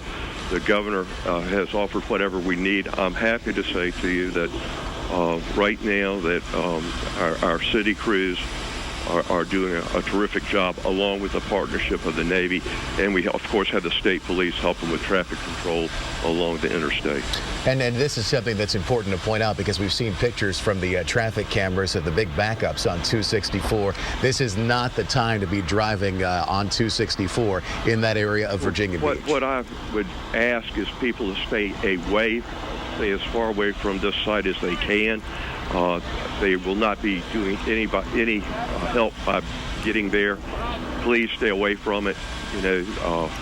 Everything is going well there, but the more congestion makes it tougher to get emergency vehicles in and out. So I ask that you please ask people to stay away from the scene. Mayor Sessoms, is there anything else you want to pass along to our viewers? I know at one point we did see this incredible show of teamwork and community involvement on the scene, where everyday people were helping firefighters move hoses. Were you able to see that? Let me say to you, you heard me just brag, and I mean, out of all bad, sometimes there's good. Let me say to you that our city crews, EMS, fire, and police, have done a superb job. But let me also say to you, the people around there, the citizens in that neighborhood, have stepped up and helped tremendously too. We're so blessed to have them all working together, and all we can do right now is pray that once we get into these buildings, that the situation will be minimal as far as injuries or death. At this time, do you know if there's any sort of hotline number or anything the city is working on setting up for loved ones who may have family members in this area who want to call in for more information? I'm not aware of a hotline at this time. I will see about getting one established, but no, at this point I'm not aware of one. Once we do, I'll have someone contact you to get that information out. Virginia Beach Mayor Will Sessoms live on the phone with News Channel 3 this afternoon. We know it's a very busy time for you. We thank you so much for joining us today. Thank you. All right, Mayor Sessom's talking about the 55 EMS workers, the 65 police officers. That's just Virginia Beach City. You have the military workers. We know that ladder trucks and fire crews have been sent in from Norfolk to help as well. You have state police officers on the highway keeping folks off of 264. If you're just joining us again by now, you may have heard the FA-18 jet that crashed into a Virginia Beach apartment complex about an hour and a half ago. This is off of Bird Neck Road near 24th, just a couple of blocks on the other side of the interstate from the Virginia Beach Convention Center. And we know we've been following the story in terms of what happened with the two Navy pilots who ejected from the jet and were taken to the hospital. I'm told right now reporter Reed Andrews joins us now on the phone with an update. Oh, I'm sorry that he called in to say there's an update right now. Centera, a Norfolk general, reporting up to 5 patients arriving at that hospital there, approximately 5 patients. So that's more than the 2 we've been talking about. So yes, including one of them being one of the pilots who ejected. This is a huge story that's going out right now live on CNN around the world. WTKR News Channel 3 coverage of this FA-18 jet crash. We heard reporter Mike Mather on the scene talking about the gentleman who rescued one of the pilots, crashed in his backyard, and was able to take care of him and get him to an ambulance. Yeah, that gentleman so happened to be a former EMS worker. Pat Cavanaugh says the pilot was still strapped into his seat. They had to get him away from the scene because after they saw him in the backyard, they heard a lot of explosions going off. Yeah, and we've seen that from some of the folks who have called in as well, as we want to give you a more live look here. Reuben Carrington, who was the first person who called this into us, our News Channel 3 photojournalist who's had time to catch his breath a little bit. Reuben, how have things changed to where you are right now? I'm still right here in the middle where it all took place.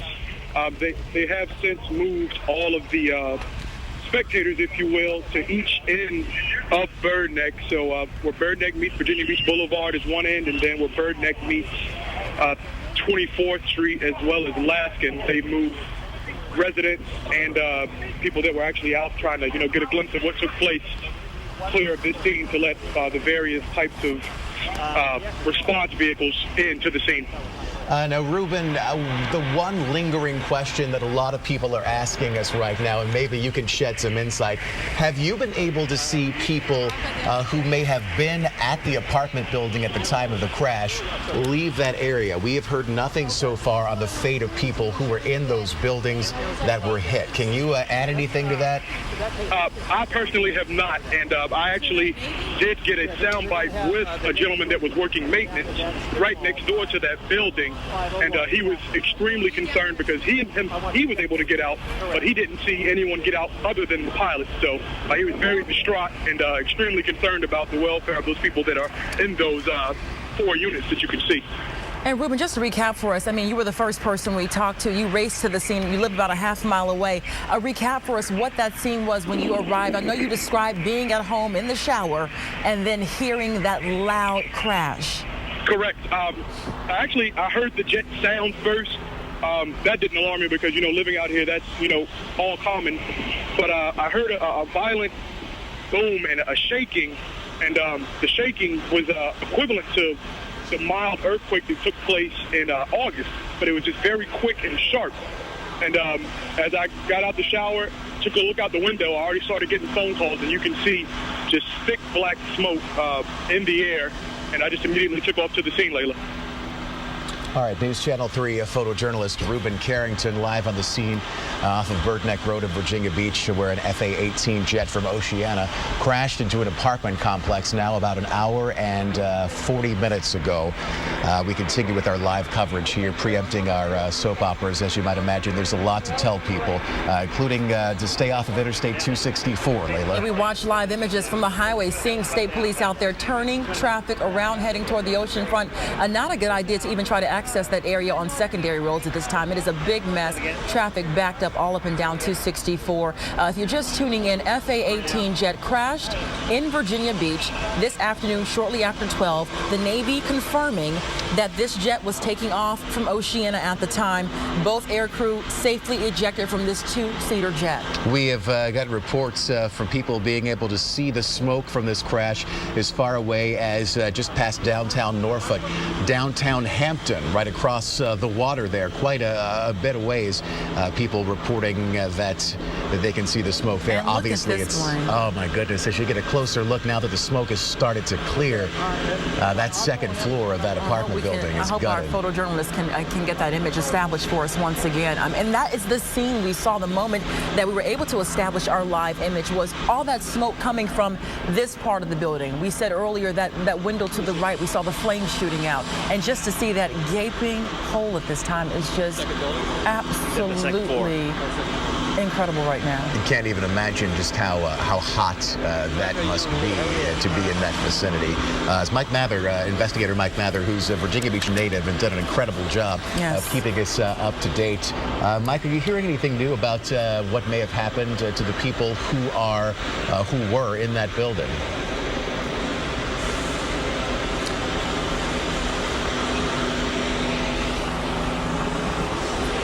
Yeah, we are still waiting for that. We see a lot of the crews going in now with like debris removal equipment. That large, unusual fire truck from the Navy that the mayor was speaking about did exactly what it's designed to do. It parked up there. You saw it here live on News Channel 3, crossing those fire lines.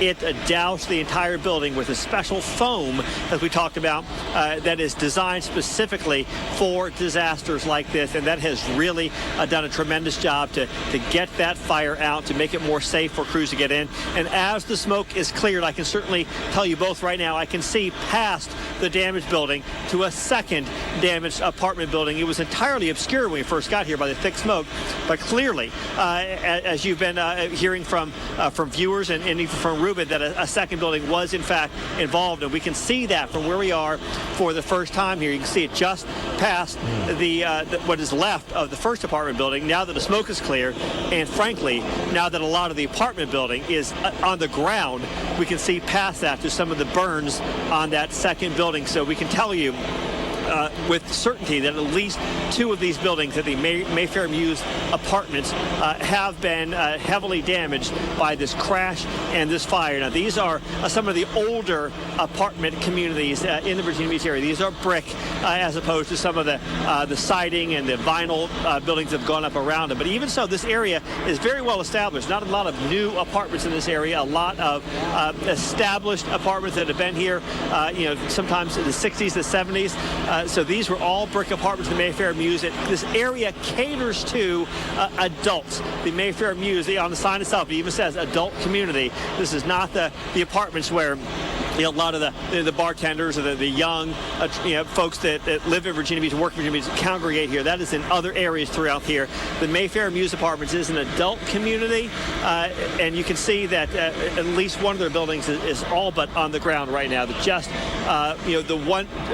The middle of it is essentially gone. The middle of it is essentially burned away and collapsed. Virginia Beach firefighters are still putting a lot of water on it. That foam truck sprayed it down where the entire building looked white for a while as that foam seeped in and put out all those fuel spawned hot spots in that building.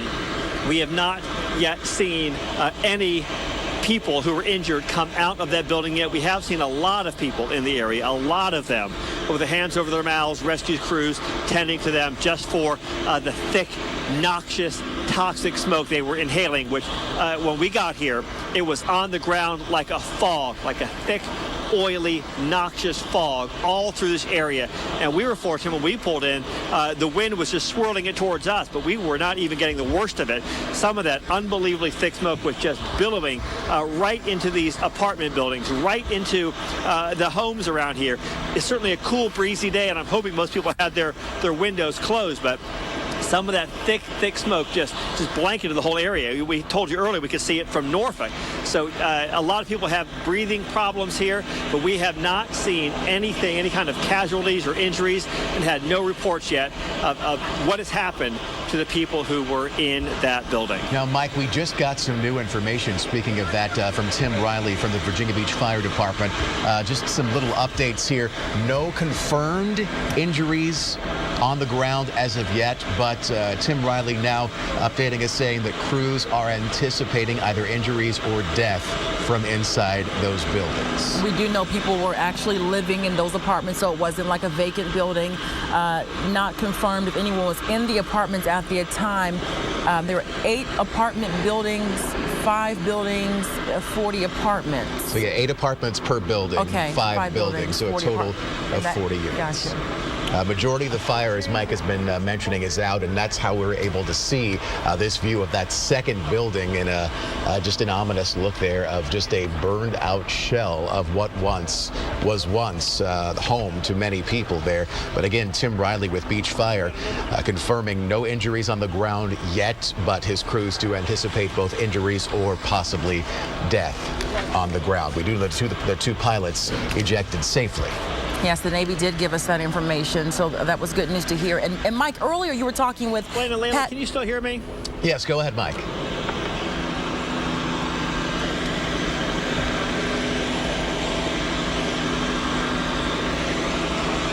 We were just getting word from DOD officials, Department of Defense officials, that they will be sending some Navy officials here to Bird Neck and 24, just a block or so from us, to give us an update. They're on their way right here now. Photographer Megan Neely also has the capability of broadcasting live from her camera. We're going to position her down there, so in a few minutes we're going to get some official word from the Navy about the aircraft, the air crew. We're able to confirm to you already that the 2 crew members aboard did eject safely. In fact, you heard from a person who actually assisted one of those 2 crew members to safety here. But the DOD officials are now corralling us and saying that they are going to set up essentially a command post for any military-related questions just a few feet away from us. So we will be able to bring that to you live as it happens. You've heard from the mayor, of course. The police chief, Jim Cervera, is out here as well, and marshaling his troops. I've seen pretty much every ranking officer employed by Virginia Beach out here. I've seen the deputy chiefs, I've seen captains, I've seen the majors. They're all out here. This is probably the largest collection of police officers I've seen concentrated in any one area in quite some time. And I can't tell you if this is related to this or not, but when we were driving in and we saw the thick plumes of smoke coming up, we saw what you don't often see in Virginia Beach. There was another F-18 in the air doing nothing but tight circles around the crash scene, just one after the other, just tight circles. It wasn't coming into land. It looked like it was just kind of keeping some type of vigil over the crash scene itself. And now we're starting to see a police officer escorting some of the nearby apartment residents out here. I think one of the goals is going to be to try to make sure we get some of the people out of their apartments and reunited with the people who are coming here to see them. This is obviously a family that is going with a police officer to meet up with people who are concerned about them. The police have this entire area sealed off. At one point, there were just hundreds and hundreds of spectators behind me. Police have started to move them away. So there was a lot of anxiousness here in the area as people are trying to get home from work, trying to find out who's involved, and police are doing as best they can to try to reunite the people who are in the apartment complexes around the area with their loved ones who are here as well. So that's what we're starting to see happen right now. But the main question we still cannot answer is what has happened in that building itself. All right, Mike Mather live on the scene. We have some more video that was taken from right after the crash, that fire, just intense fireballs and flames. There you see. Oh, my goodness. And as we look at this video, we want to get to Jennifer, who's on the phone now. She lives behind where the crash happened and saw it afterward. Jennifer, what can you tell us? Well, right after the crash happened, what happened was I was in my bedroom and I heard boom, boom, boom, basically the crash happening. And I had no clue what was going on. And my mom had actually called me, and I looked out my back door, and all I could see was thick black smoke. And I actually saw the tail of the plane, and there was just chaos everywhere. Police hadn't shown up yet. You could just hear sirens, and it was a very, scary event. And, we were all trying to figure out what had happened. It was still kind of rumors going around what had crashed, and the sound was deafening. It was just it was a very scary event. And just to confirm, you do live in the neighborhood. You're not in a neighborhood across the street. This is your neighborhood. No, it's not actually my neighborhood. I live behind in Bird Neck Village. Okay. My apartment backs up to the apartment that got hit. So just a few feet away. It's in my backyard, basically. Jennifer, can you tell us if you ever at any point, once you looked out your backyard, did you ever see anyone leaving that building that was on fire? I didn't, and all that I could see was black smoke, and I didn't see anyone leaving, and I was there for a good portion of the time, and I didn't see anyone screaming or leaving the apartment, so I'm just praying that no one was there. And of course, you're describing sort of hearing the noise. We've had people describe the ground shaking, Yes. and the scene just being sheer chaos. Were there people running to nearby apartment buildings for help, or just trying to get out of the area? Well, basically, no one knew what had happened, and I had gone out my front door first before I actually went out my back door, and all I could see was everybody leaving their apartment. I think they were trying to get away from it, and what I had done was I went to my back door, and then I saw all of my neighbors in the back where it had happened, because we were trying to see what was going on. And after that, the police came and evacuated my building. Jennifer, live on the phone with us this afternoon, telling us what she saw. Her apartment backs up to one of the buildings that was hit when that FA-18 crashed into the apartment complex. Jennifer, thanks so much for joining us on News Channel 3. Thank you, Jennifer. And right now we're getting an update from News Channel 3's reporter Reed Andrews, letting us know that at Beach General Hospital, around 5 civilians were admitted. That's what he's telling us, not commenting on the severity of their conditions, but there will be more details forthcoming. Again, 5 people admitted. That information coming from Beach General, and of course we'll pass along any more details as soon as they come in. But of course that adds to what we already know. Yeah. 2 of the pilots taken to the hospital. Now Reed telling us 5 civilians. And News Channel 3 investigator Mike Mather, who's just been on the scene almost since we started reporting this, told us that in the next few minutes we'll expect an update from the military. There are folks coming in from Oceana to an area near the crash scene to update us on what they can tell us from Oceana. We do know that this was an FA-18 jet, had just taken off from Oceana, and it was part of a training and replacement squadron, we are told, VFA 106, when it crashed just after noon this afternoon, almost 2 hours ago. I want to let folks know, to a traffic update, we're now told the road is closed at the Rosemont exit. I-264 eastbound at the Rosemont exit closed. We've been showing you state police out there detouring traffic and turning it around. And we cannot reiterate enough, it's no use of trying to get to this area. Yeah, we talked with Virginia Beach Mayor Will Sessoms live on the phone about a half hour ago. And Mayor Sessoms told us that this is not the time to be headed into that part of Virginia Beach. The goal is to keep people away. If you are in this immediate vicinity and just want to get out of the way, or you have to get to work or something, Laskin Road, Virginia Beach Boulevard, those are going to be your best bets to get out of there, but keep it on the surface until you pass at least Laskin, if not Lynn Haven. And we know even the ground streets are going to be congested, especially as we get closer to the afternoon rush. And Mike, can you hear us right now? Is there an update you have for us?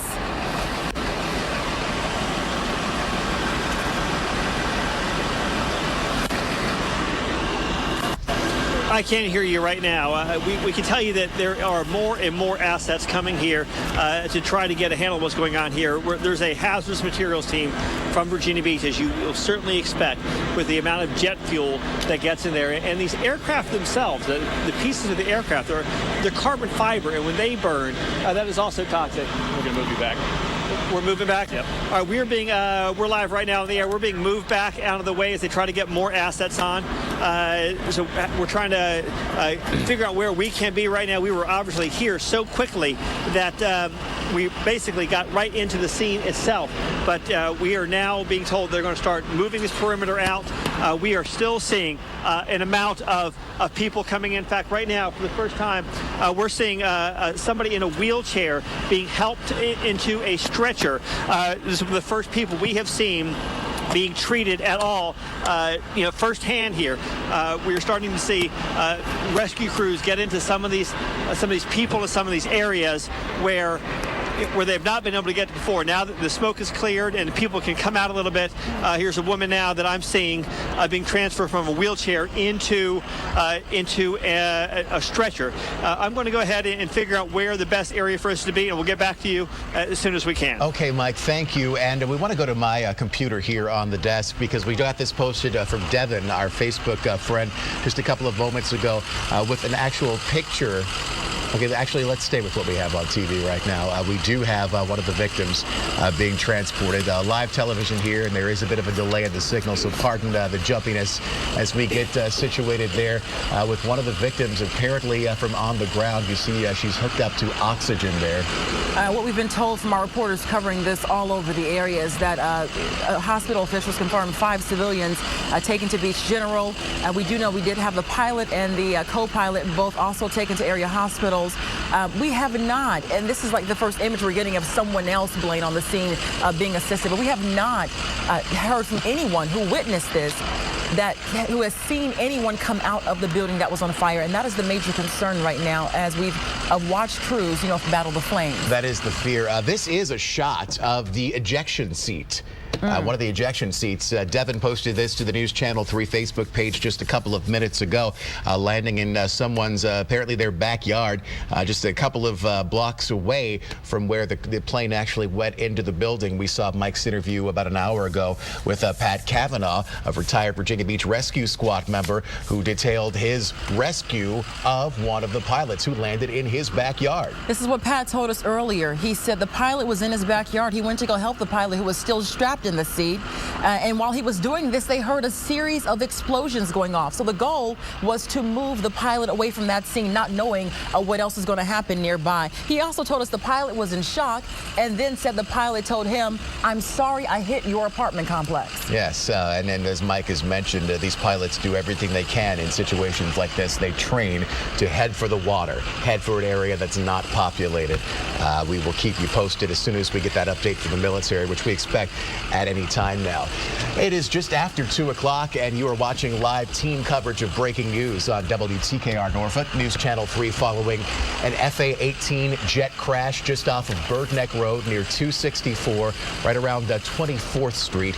We do know that 2 pilots ejected, and they are now safe and being treated at area hospitals. And the update we got just a moment ago, Layla, from our Reed Andrews, was now that 5 people are in the hospital on the ground. 5 civilians is what hospital officials will confirm at Beach General. 5 civilians at the hospital. No comment right now on the severity of their injuries. Right now we're getting new video from John, Virginia Beach, from the scene. This is moments after that thick black billowing smoke earlier today. This is what we were seeing, Blaine, as we talked to photojournalist Ruben Carrington, one of the first people on the scene, telling us about how the ground shook, the loud noise he heard, and at this moment when that smoke was billowing, all the people just running from the scene. Yeah, we had eyewitnesses who told us throughout the afternoon that when it first happened, they didn't see what happened, but they heard it and they knew it was something bad. We've had Virginia Beach Mayor Will Sessions on the phone talking about the outstanding efforts of all the crews on the ground. 55 EMS, 65 police, not to mention the Navy sending in folks. State police out there working, rerouting traffic. The city of Norfolk, one of our Facebook friends is a Norfolk firefighter, telling us that there are quite a few folks from the city of Norfolk's fire department heading on over to help in this. The next big question in all of this is what happened to the people on the ground. The encouraging news is that we have seen at least one person being taken away on a stretcher. She looked to be okay, probably just checking her out for smoke inhalation and things like that. But as we look here at these live pictures, they just moved Mike Mather and our team back a ways from the building. They got there so quickly, they were almost in the middle of the scene. I got it. And 2, we were hearing from witnesses who've called into our newsroom. George Pilkington, the gentleman who said he witnessed the jet dumping fuel as it was crashing toward the ground. He talked about that fuel landing all over his truck at the time, and just what a scary scene that was moments before the earth shook and that jet crashed. Mike explained to us earlier, too, that critical moment when jets are taking off from Oceana full of fuel. The worst case scenario is to crash with all that fuel on board. Yeah, this is one of the crash zones for the Oceana area. This is just after the plane crashed, the jet crashed. Mike confirming to us now there were 2 apartment buildings, as Ruben initially thought when he got to the scene. And again, just waiting on any word about the folks who lived in these buildings. Yeah, if you can see in this picture, there's the apartment building there at the front that is on fire. Directly behind that is a second identical unit, and we weren't able to see that until the smoke finally cleared, to see it even more burned up and badly damaged than this first building. And let's get back to the interview from earlier with Pat Cavanaugh. He is the retired EMS worker who helped one of the pilots. Here's what he had to say. I was in the apartment, and I heard this 3 big loud booms. So I got up from the couch and went to my back door, and when I looked out, I saw a pilot on the ground, parachute hanging from the building, facial lacerations. So I ran outside and see what I could do to help him. I'm retired rescue, and I didn't know the plane had hit the building until I saw the smoke. Then we had to get a bunch of neighbors together to get him out of the area, pick him up, and take him to safety. Was he able to speak at all, or was he saying anything? He apologized very much for hitting our complex, and I told him, don't worry about it, everything's going to be fine. Let's just get you out of here, get you to safety. Were you able to move him without any issue? Was he hurt otherwise? No, I checked him over. Like I said, I'm a retired rescue. I did a body survey on him. He was in shock, still strapped to his seat. So a bunch of neighbors, we just picked him up and dragged him through the other side of the parking lot away from the fire until a rescue could get on the scene.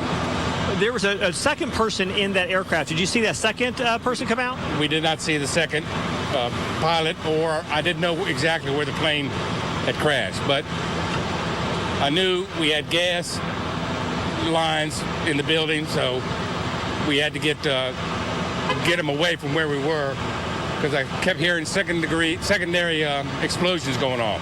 I don't know if that was fuel, gas lines in the apartment, or what, but I knew we had to leave. So when the pilot came down, he was still strapped to his ejection seat? Still strapped to his chute and his seat.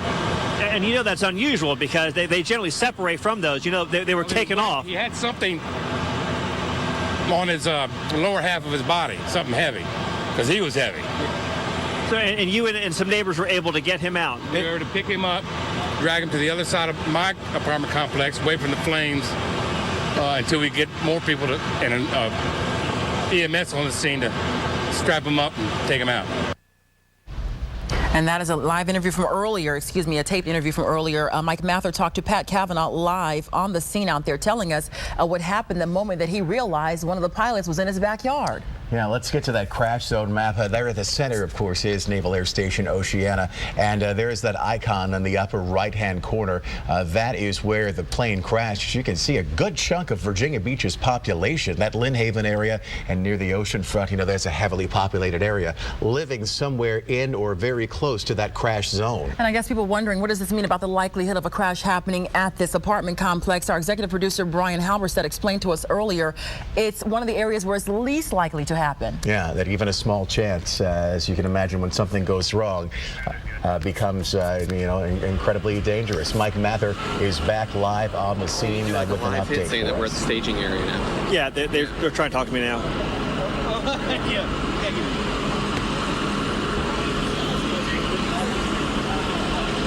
Yeah, they've just started to get a bigger handle on the scene here. They've got more resources here, and I can tell you right now, they've moved us away from the crash scene itself back to 24th Street and Bird Neck, where we expect a statement from the military coming up pretty soon here. It is still an amazingly chaotic scene. What's happening now is a lot of people who've been watching our coverage are starting to come home and try to find their relatives here. They knew that something bad had happened in Bird Neck and 24th. And they knew that there was a apartment building involved. So a lot of people are coming here trying to find their husbands, their wives, their kids, trying to connect with them. And police are doing as best they can to try to get those people to the ones that are looking for them. But it's frankly a huge, wide-ranging scene here. Some people are behind tape on one side. This road is obviously closed off. Some people are trying to come across this way to get to their loved ones, and they're being turned away here.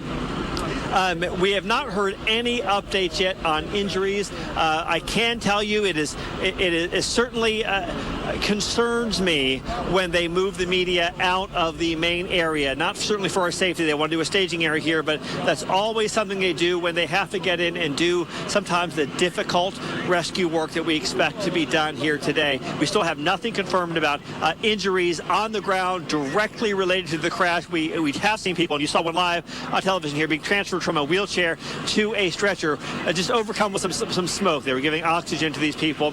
That we've seen several episodes of that evolving as the day goes on. But we have not yet seen what we expect to be a more involved search of that apartment building. We do know that there were several police officers and firefighters and rescue workers all gathered together, getting some tactical information about that building, what it would look like, what the layout would be, and how they need to get in and do some searches. It will be a very difficult search because it's a multiple-story building. It's at least a 2- or 3-story building, and the center section of it has collapsed. It is nothing but charred, blackened rubble and bricks. So there will be some sifting to do there. There will be a lot of digging to do to get inside to see what has happened. You see some of the people down there in suits. Those are detectives. Nobody has been spared this assignment today from Virginia Beach. We've seen the Virginia Beach Police Chief, Jim Cervera, here. Those are detectives from the 1st Precinct downtown, or actually in the courthouse area. We've seen homicide detectives. We have seen every manner of detectives, special operations units, everybody who is available in Virginia Beach, including animal control officers and sheriff's deputies, are down here trying to keep people from getting into the scene. So I'm going to ask Van to come over here real quick. We can look across the street.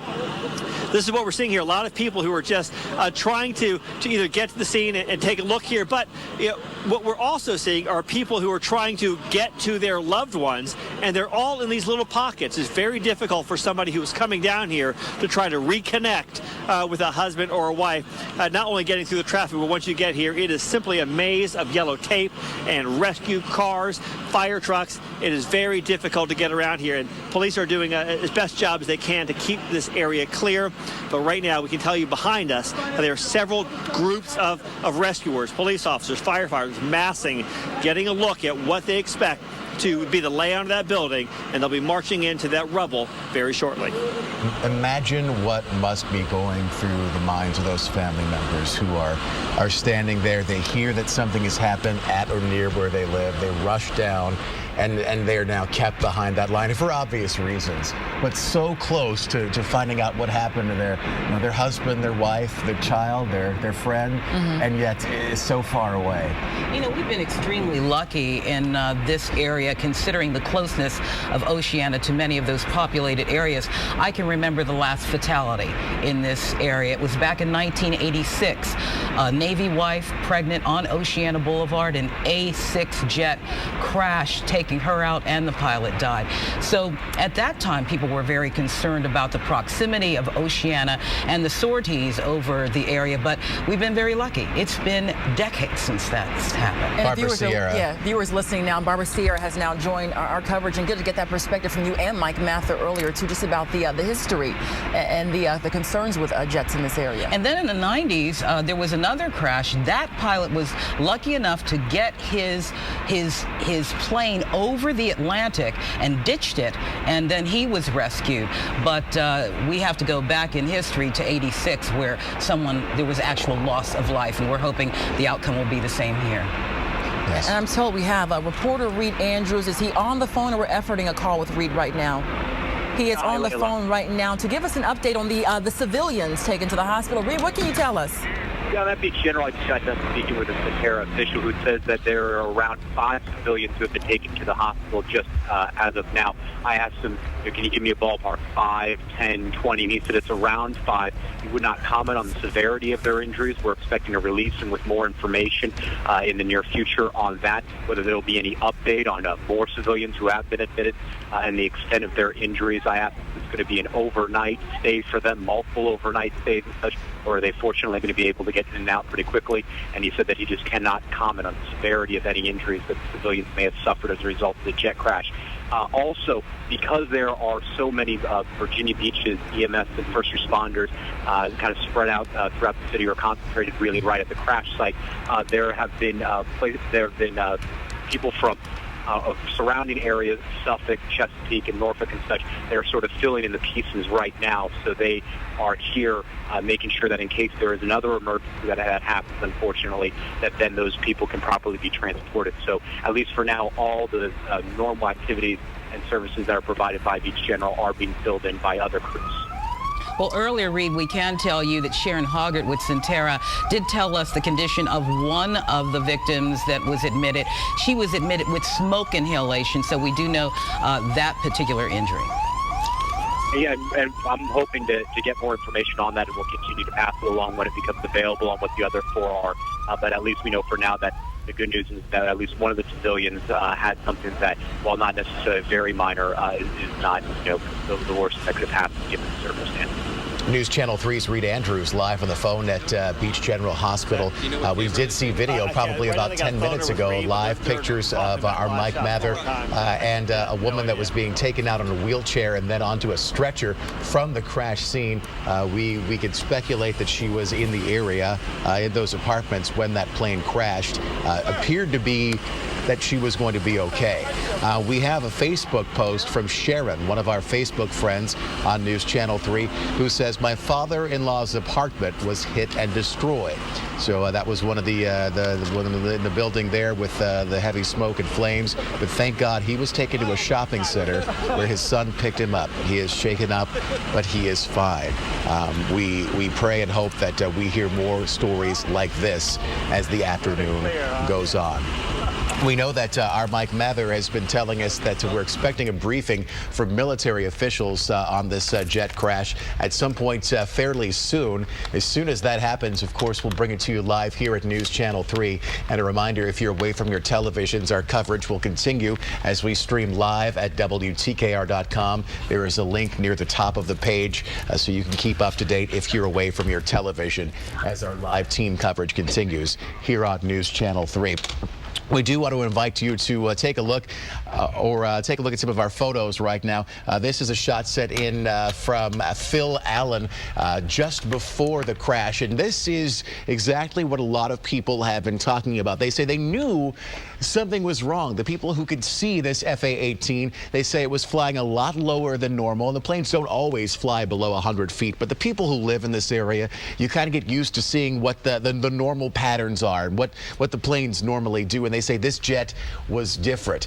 We heard from the gentleman who said that the fuel they started dumping it out of the plane. And then this viewer photo just moments after the crash. These are the condominiums and the apartments that are about not less than a block away from the crash site, happening right behind there. And we're told it's a total of 5 apartment buildings and about 40 apartments.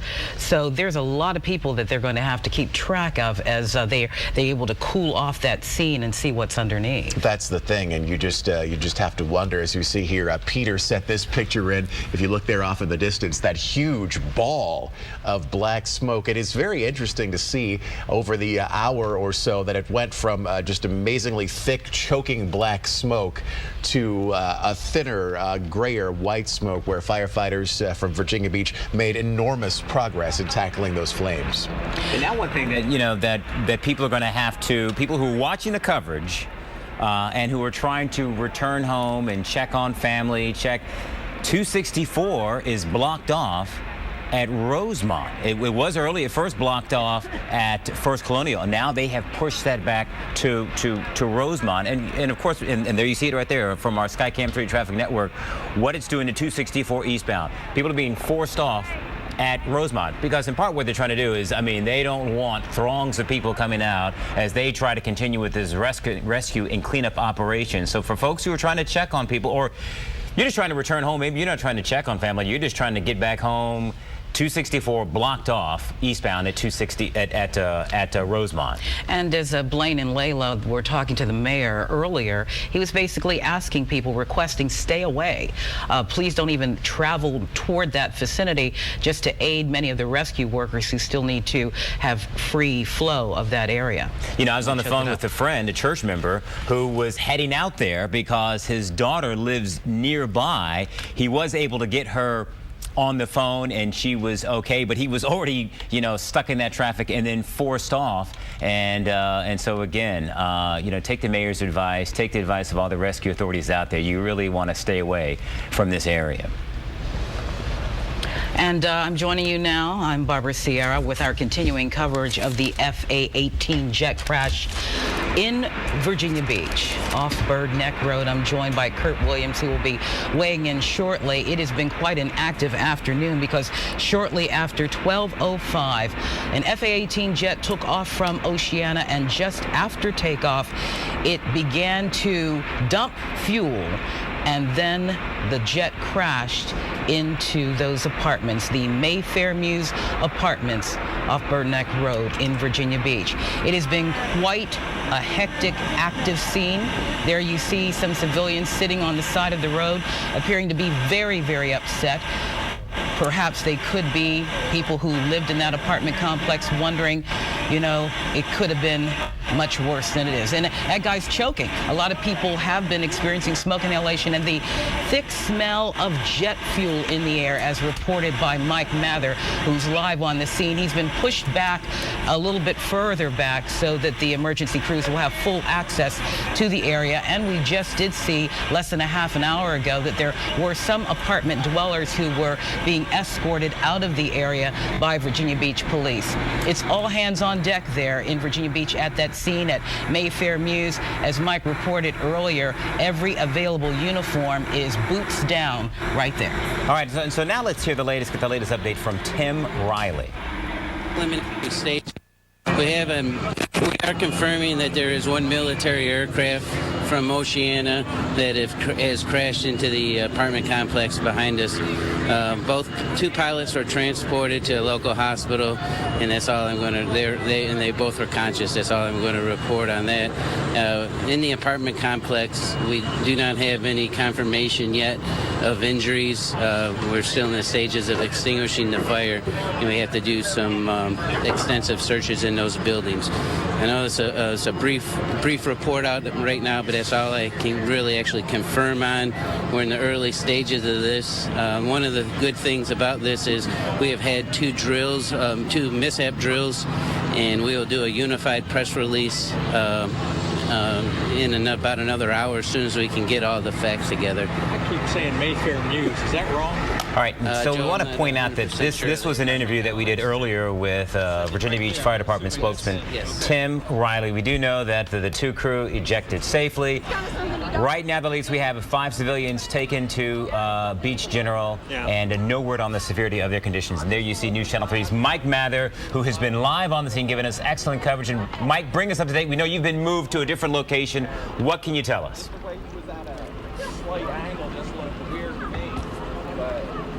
Other than that, yeah, we moved down just a little bit. We're starting to get a lot of information from some of these witnesses who saw this aircraft make a hard turn here and simply lose a lot of lift and start to fall down from the sky here.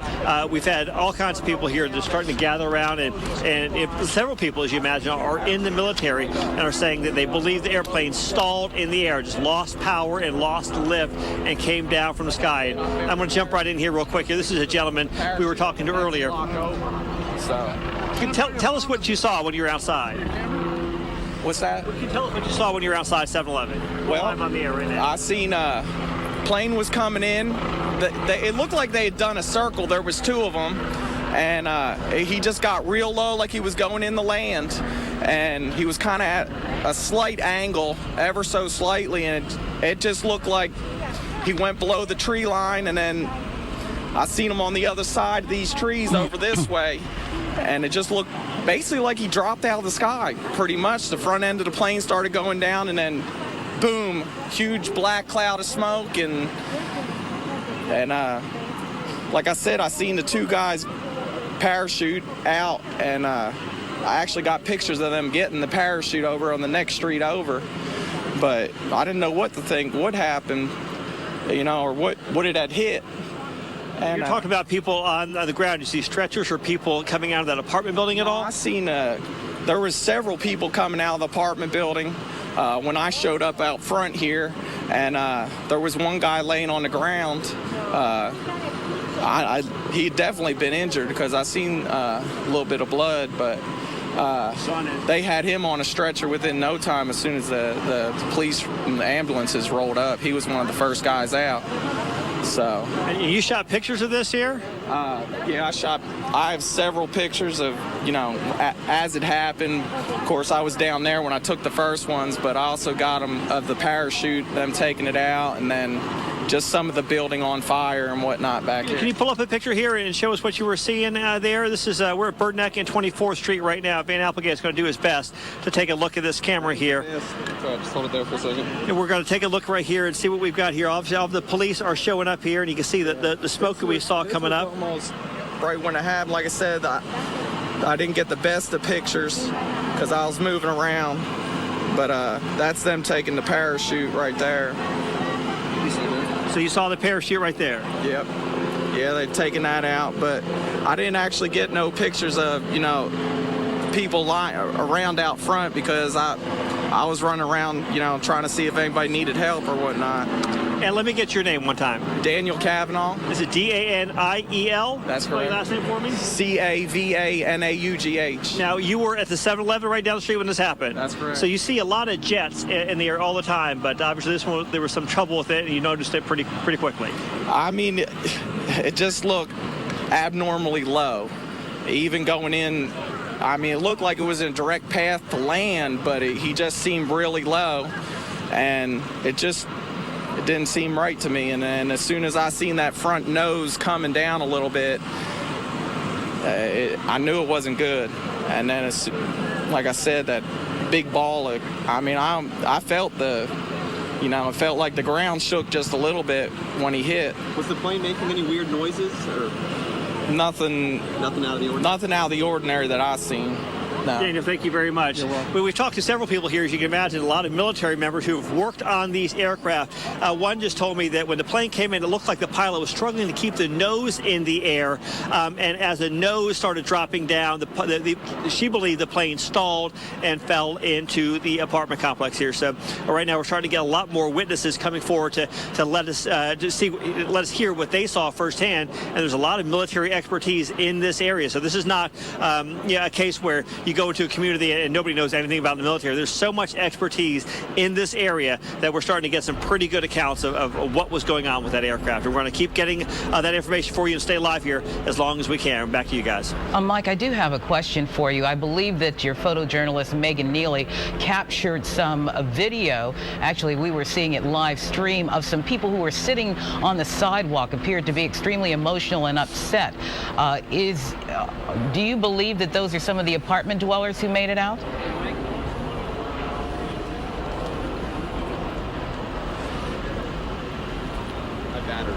We know that a lot of people were coming out and trying to really in shock, assess what they saw here.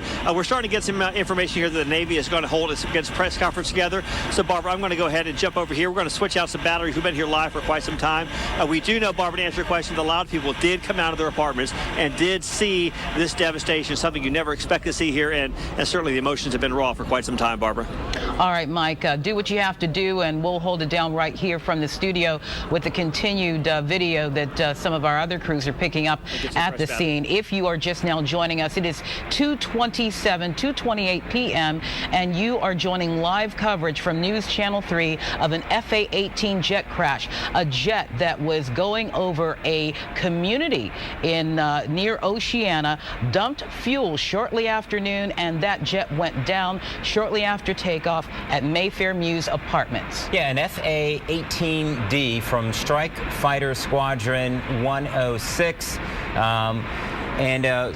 We've been listening to, all right, back to the crash zone map right there so you can see what we're talking about. And you can see Oceana right there in the center, and then you can get a sense of just how large the crash zone is.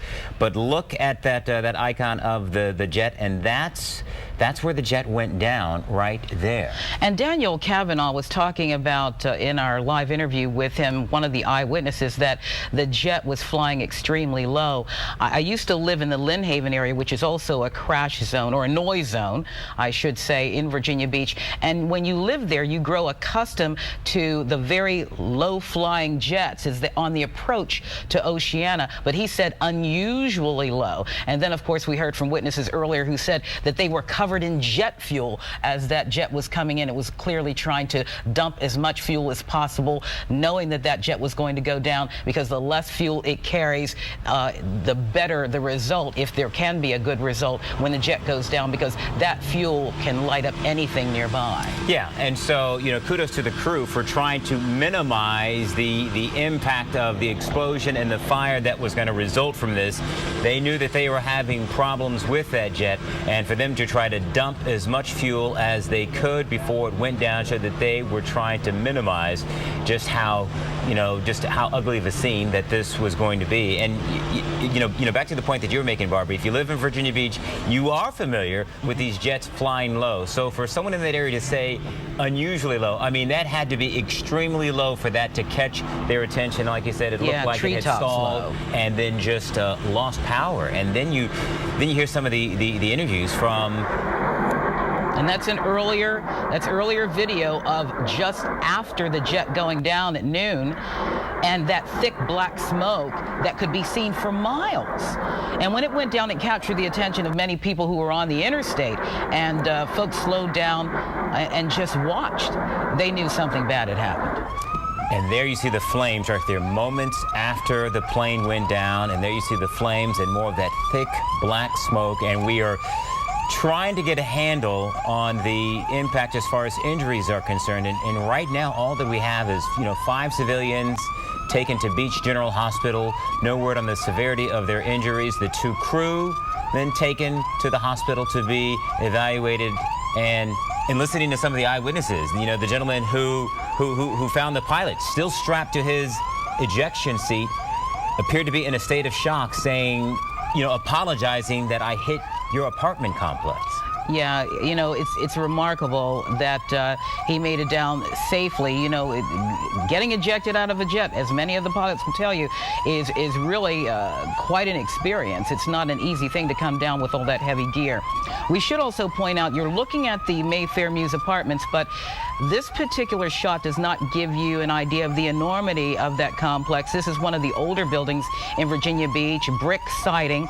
There are actually 5 apartment buildings, so the one you see there burning, there's another unit just like it, just in the rear of it. 5 buildings, 40 apartments, and just, hoping and praying that a lot of people weren't home. One of our Facebook fans did post earlier telling us that his dad, who lives there at the Mayfair Mews apartments, had gone to the grocery store and then learned, of course, that his apartment was ablaze. Now, I have to tell you, that guy is probably thinking, I'm one lucky guy right now. Oh, no doubt. And right now, we are waiting a news conference. Mike Mather was telling us that the DOD informed them that Navy officials were gathering on the scene and should be getting ready to release more information about what they can provide about what happened about this. So you're looking live pictures right now of this area that is cordoned off. And let's return now back to News Channel 3's Mike Mather and see what update he has for us. Mike?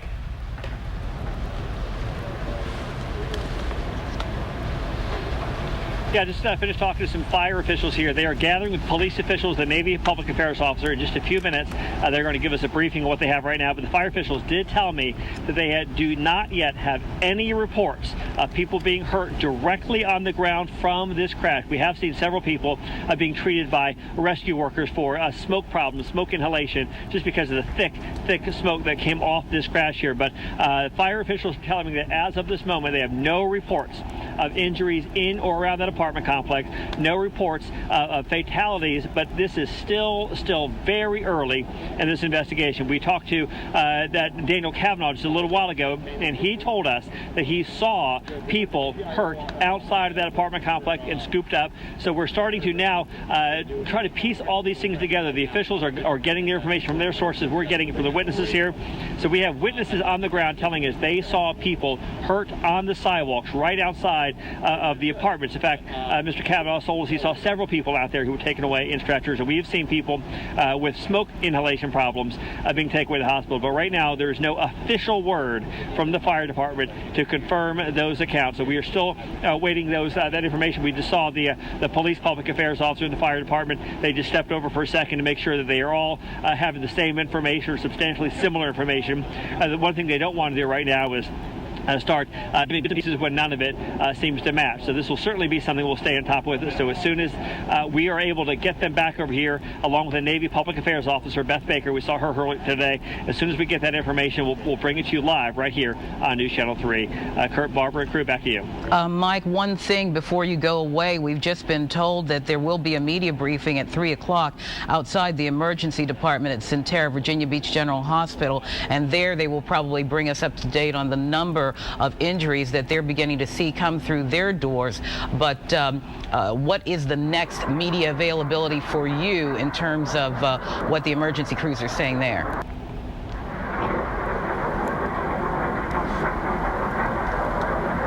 Yeah, we're going to have the spokesperson and the top officials for the fire department and the police department and the Navy spokesperson all gather right here at 24th Street in Burdick, where I am right now. And we're just beyond that building is where the actual crash is. So we're still pretty close to it. We'll be getting some word from them, certainly from the Navy, as best they can, tell us what they know about this crash right now. We're hearing from some civilians and also some retired Navy who saw this aircraft that it clearly was having some problems maintaining altitude. Some of them saw it in a very nose-up attitude. Those planes do not do well in any kind of gliding. So if that plane was struggling to get power and that nose was up, some people who watched it said they believe it stalled. It simply was not traveling fast enough to maintain airworthiness. It just lost lift on its small wings. For that, it looks like a huge aircraft, and it is.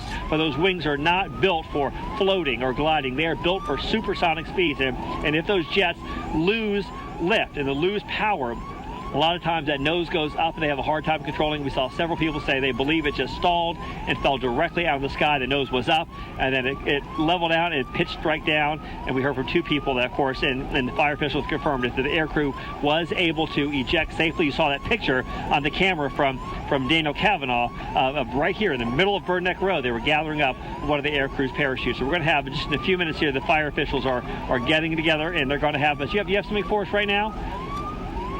Yeah. We're going to go. This is we're still live right here. We've got some updated information. What can you tell us right now as to what the status is of this operation? Well, right now we're focusing on getting the plane under the fire under control. There's still hot spots in the area. There's 5 buildings that have been damaged, 4 apartments per building, with a total of 20 apartments damaged. We're working with the management right now, the hotel, to see if anybody's missing. At this time, we have no reports of people missing, but we have to confirm that. We have to do a detailed assessment inside the structures and that are severely damaged, and that's where our priority lays right now. There is one health concern about this: is F-18s have a lot of carbon in them. They're a composite plane, and we're asking people to stay away from the scene, especially downwind, because until we can seal the wreckage of this plane with a wax, it's a very windy day today, and those carbon fibers can become airborne, and if inhaled can cause some serious health issues. So we have asked people immediately to the south of this area to do that, and to stay inside. There's no danger, and we've established a security perimeter around the crash site. That was one reason we moved the media staging area here. We also have the Navy officials on the scene, and we're going to transition into our investigative phase once we get the situation mitigated. You were talking about the wind just a little while ago. Obviously, you have fuel involved there in a windy day. How difficult was it for your firefighters with the equipment they have to get in there and start making headway on that fire? Well, the difficulty was that we had 5 buildings burning at one time. You know, these military aircraft that do carry fuel, and you know, we had an impact area, so we had a large fire at one time, and then we couldn't just get. Typically, if we had just one building, we could get much closer, but we couldn't because of the impact area. We could not get as close as we want, and you know, we actually had to write off 2 buildings and make sure that it prevented from spreading into the entire complex. So we did, we did that. We did a good job. We basically stopped the fire where it was once we got on the scene. We did defensive tactics. Now, again, our priority is focusing on the health risks associated with these composite fibers. Have you had crews be able to get into the buildings? Is it structurally safe for them to get into the buildings at this point to do a primary search or anything like that? That's what we're doing right now, Mike, as we speak. There's 20 apartments, and we have hot spots that are still hidden fires in this debris. There's been some structural collapse going on in there, and that's where our focus lies right now. And again, we do have an action plan. We have Navy officials in our Emergency Operations Center. We have trained for this, and we are prepared. And like I said, there's a unified command system with the Navy, Virginia Beach Police, State Police, Virginia Beach Fire, and Virginia Beach EMS. So, all assets really are working together and, just trying to stop the madness from occurring right now. Can you give us, as best you can, what the area looks like here?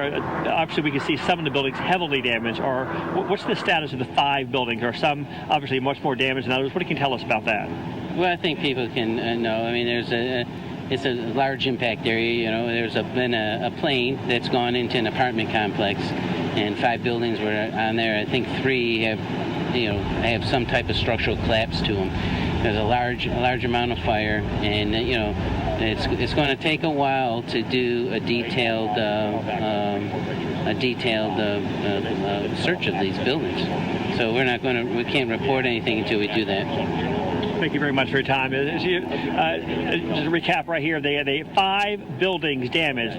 They said several of the fires were the most difficult things to control because of the wind, because of the jet fuel. And I spoke just a little while ago about the nature of these aircraft. The carbon fiber, they're not metal, they're not aluminum. And when they burn or when they disintegrate, a lot of those fibers can become airborne. And they're certainly wanting everybody to stay away from that for several reasons. These jets, when they go down, the skin of the jets, the fuel on board, is certainly toxic. They don't want anybody around here. So if you're coming down here to look at the scene, please stay right where you are. We'll be here throughout the day to show you what it looks like as best we can. But there's just no reason for you to be down here. And fire officials are saying there are certainly some significant health risks associated not only with the skin of the aircraft, the carbon fiber itself, but the jet fuel. So that's what we have so far. We're going to stay out here and try to gather as much information as we possibly can and bring it to you throughout the day. Guys, back to you in the studio. All right, thank you so much, Mike, for that. And just to review, that jet belonged to Strike Fighter Squadron 106, serves as the Navy's East Coast Fleet Replacement Squadron, and its mission is to train Navy and Marine Corps FA-18 replacement pilots and weapons systems officers to support fleet commitments. So those were some experienced guys up there and did their best to try to avoid what you see here. And luckily they did survive. And you're seeing the charred remains right there of the apartment complex. Yeah, this is a live picture right here. So you heard the Virginia Beach Fire Department spokesman Tim Riley say that that there are still hot spots that they're dealing with. They're still trying to get the fire under control. And there you see some of the smoldering scene right there off of Bird Neck Road at the Mayfair Mews Apartments. And if we could take another look at the traffic, Kurt, you were talking about that earlier. We really need to make you aware, if you're sitting at home, what to avoid in terms of the traffic. There were 3.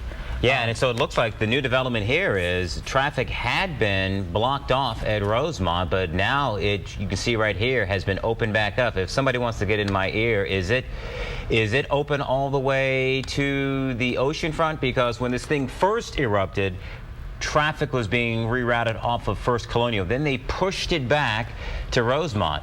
But now you can see that it's opened back up, and we're working on getting that information. So as soon as we find out how far you can travel on 264, we'll get back to you. But now we want to check in with Reed Andrews, who's live at Beach General. And Reed, bring us up to date on injuries. Yeah, right now we do not know the severity of the injuries or even if there were any injuries suffered. We know that one person was taken in for smoke inhalation, a woman. We actually had that video live on News Channel 3 earlier in the day. But I spoke with a spokesperson from Centerra Beach General, and they say that around 5 civilians have been admitted to the hospital. Again, we are not getting word on their condition as of now. Whether this will be an overnight stay, whether they will be released within the next few hours or so, we just do not know.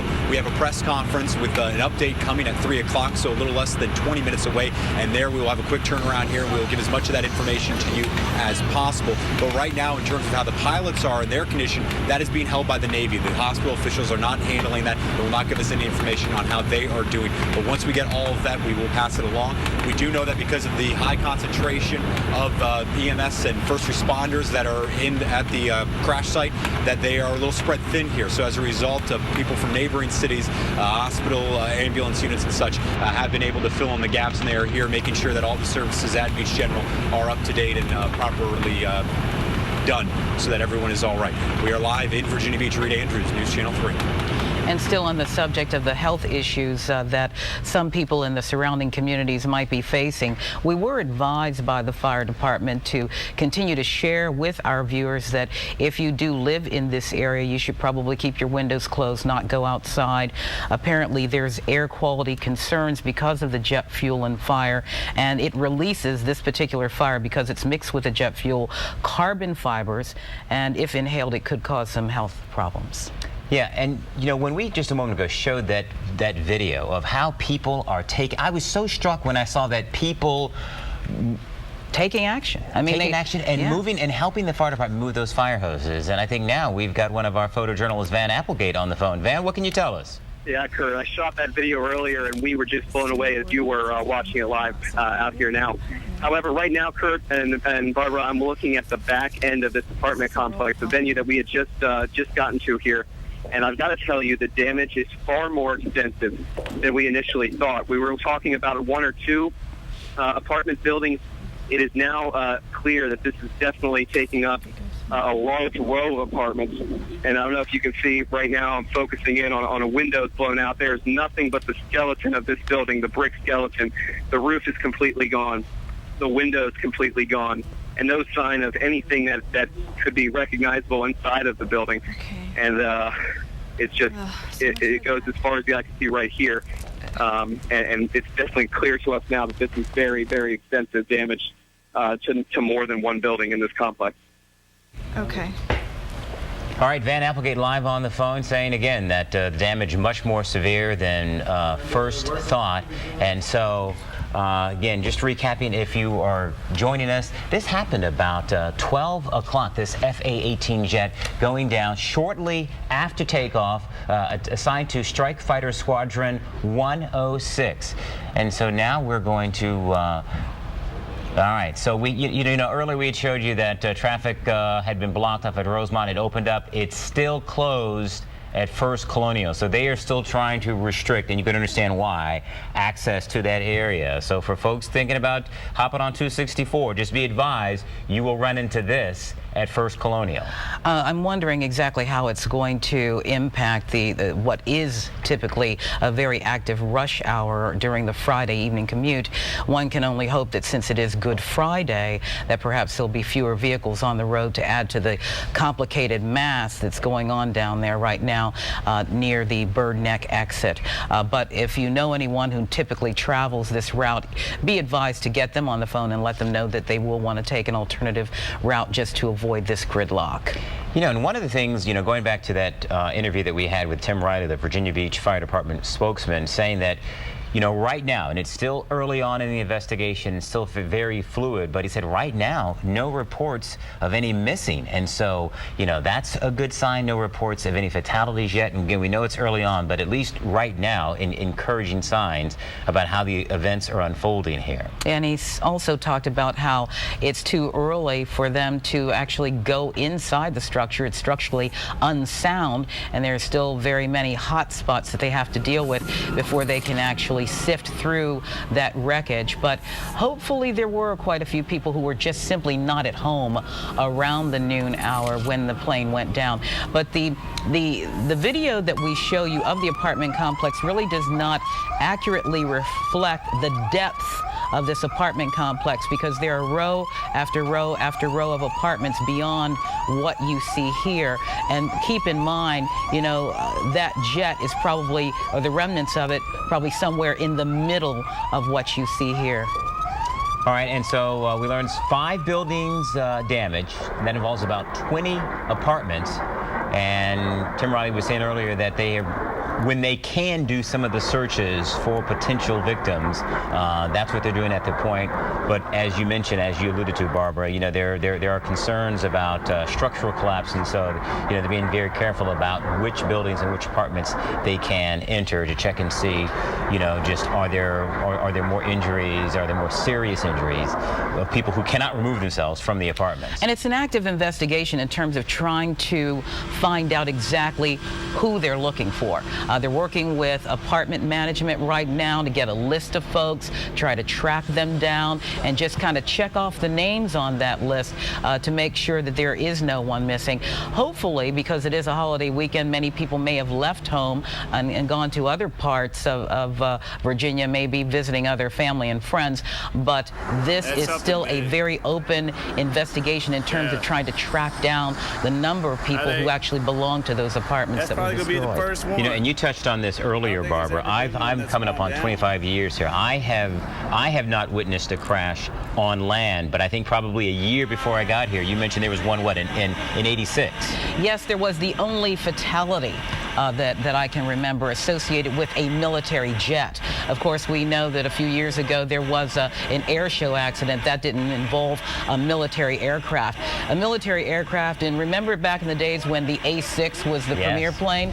Well, the A6 was flying at Oceana and had some mechanical trouble, and it went down on Oceana Boulevard, and it took out a Navy wife who was pregnant in her car, and the pilot also died in that wreck back in 1986. And it was then that there was a lot of discussion following that fatality about the zone surrounding Oceana and its flight pattern. That's when there was a lot of political debate about whether or not, you know, we should expand the residential areas around Oceana. And of course, more and more population has encroached on those fly zones since '86. So it was a cautionary tale then and now, as you see. Oh, I mean, it's been a battle between developers and the military because of examples like we're seeing right here. You know, and you hear that word encroachment. Yes. And the military, Oceana, has been very concerned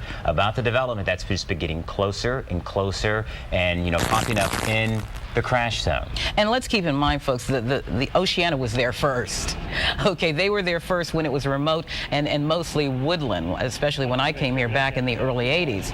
And residential areas have encroached, and now, you know, we see possibly the result of that. Of course, this area is an older area of Virginia Beach, so I don't want to put out any misinformation out there. Those buildings probably were there, you know, I would guess probably since maybe the 60s, because they look to be that old. We're continuing to get video and pictures from our Facebook friends who live in the area. We would like to encourage you to continue to upload on our Facebook page or WTKR.com. Yeah, and just got word. Who do we have on the phone? Erica, News Channel 3's Erica Greenway. And Erica, tell us where you are and what information do you have for us? Well, I'm over here at 24th Street in Bird Neck, and you know, the guys were mentioning people taking action. Well, we spoke with a group of people who did just that right after this jet crash. They were in the apartment complex right behind where that crash happened. They said that they heard those loud pops and that boom when it actually crashed. They went running outside. Groups split up to see how they could help out. Some of them went over to the apartment complex, trying to knock on doors and go in and get people out of the building. Another one of those people actually saw the parachute hanging onto the side of the building from the pilot when he had ejected. So he went running over with several other people. The pilot was on the ground but still attached to his parachute and had the harness on. So the man cut him out with a knife that he had on him and was able to pull the pilot away from that because he said he was pretty close to those flames. And two other gentlemen tried to pull him away. Then they heard some popping again and some small explosions from that jet. They were able to pull him even further back. They said he was kind of in bad shape. He was going in and out of consciousness, had some cuts and bruises. But they said, fortunately, after they were able to get him out and away from his harness, he was able to start talking. And his main concern, they said, was for the people in the apartment building. But by the time paramedics got there, they said he was doing okay. And they were also able to try to help pull some of the other people who were out of the building, about 4 people, they said, before paramedics and rescue teams got there and helped them out. So they said the emergency crews got there pretty quickly. Now, I know you guys were also mentioning, hopefully people were not in their houses when this happened. And fortunately for one woman, that is the case. She said that she was living in one of those buildings in that apartment right where this jet crashed. She was watching the flames, and so that was right where her house was. She said, fortunately, at the time, she was actually at a friend's house, got a call from another friend who said that she saw all this happening and got down here, so she hasn't been able to get over to that side to see anything yet, but she's just thankful that she was not inside at the time when this happened. So that's the latest that we're hearing from people taking action, trying to help each other out. Guys, back to you. I think that's just a remarkable story. It's great to know that people are pressed into duty and that they are willing to do whatever it takes when an emergency like this happens. Well, and we have just seen so much evidence of that here in Hampton Roads. Viewers, you know, these residents taking action and, you know, just realizing, you know what, we have got to respond and help the emergency crews who have been coming. I mean, they've been calling in homicide detectives. They've been calling in officers from animal control. I mean, and so you've got the residents and neighbors coming together trying to see how they can help with this situation. And we'll be continuing our coverage right here on News Channel 3 on this very active scene. There are some folks at home who are missing their soap operas. We will tell you that those will run. Young and the Restless at 1:37 a.m. and Bold and the Beautiful at 2:37 a.m. So set your DVR for that. But for now, we are concerned about lives in Virginia Beach. We want to continue to follow this story as it unfolds to make sure that all is well at Mayfair Mews. And again, there's that video of, you know, just ordinary folks coming in and helping the fire department move those fire hoses. All right, we now want to hear from one of the eyewitnesses out there. Call Daniel Cavanaugh. I seen plane was coming in. It looked like they had done a circle. There was 2 of them. And he just got real low, like he was going in the land. And he was kind of at a slight angle, ever so slightly, and it just looked like he went below the tree line, and then I seen him on the other side of these trees over this way, and it just looked basically like he dropped out of the sky, pretty much. The front end of the plane started going down, and then boom, huge black cloud of smoke, and like I said, I seen the 2 guys parachute out, and I actually got pictures of them getting the parachute over on the next street over, but I didn't know what to think would happen, you know, or what it had hit. And you're talking about people on the ground. You see stretchers or people coming out of that apartment building at all? I seen there was several people coming out of the apartment building when I showed up out front here, and there was one guy laying on the ground. He'd definitely been injured because I seen a little bit of blood, but they had him on a stretcher within no time. As soon as the police and the ambulances rolled up, he was one of the first guys out. So. And you shot pictures of this here? Yeah, I have several pictures.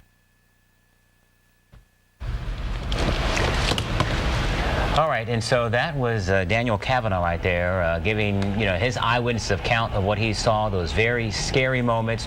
Right now, new map showing you of the scene. And you can see where that jet is. That's where the jet went down at the Mayfair Mews apartment complex. And it also kind of gives you a better idea if you're trying to get a sense of looking at this map of 264 near Bird Neck, where this accident took place.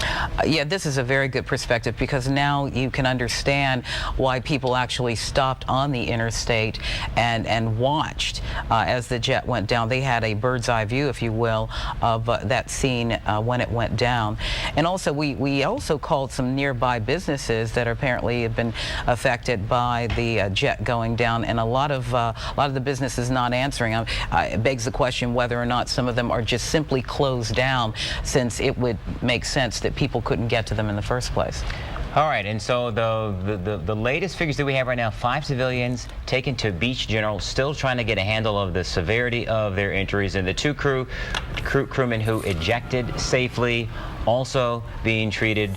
And you know, from the eyewitness accounts, the pilot's still strapped to his ejector seat, and they had to work on, you know, as they were responding to help him, they started hearing some of the nearby explosions, and so they were working to free him from that ejection seat and move him further away from the crash zone. And we're just getting this in from the American Red Cross. They're telling us in an email in coordination with local emergency management that they are responding to the crash in Virginia Beach. And so therefore, if any residents need immediate assistance as a result of the crash, they can contact the Red Cross and they will be there to help out. And I would imagine that there might be quite a few people, unless you have family or friends that you can stay with, who are burned out of their apartment buildings and will need that help. And our last, this right here is video that was taken moments after the crash. All right, so that's not quite what is happening live right now, but we can tell you from listening to Virginia Beach Fire Department that there are still hot spots that they are working to get under control. And as they are going into the apartments, they are, you know, doing so with the greatest caution because of the potential for structure collapse. We have several crews who are on the scene, and they're gathering some of the latest information as they've staged a couple of sort of media centers there, not too far from the apartment complex. So we should be getting an update on that very shortly.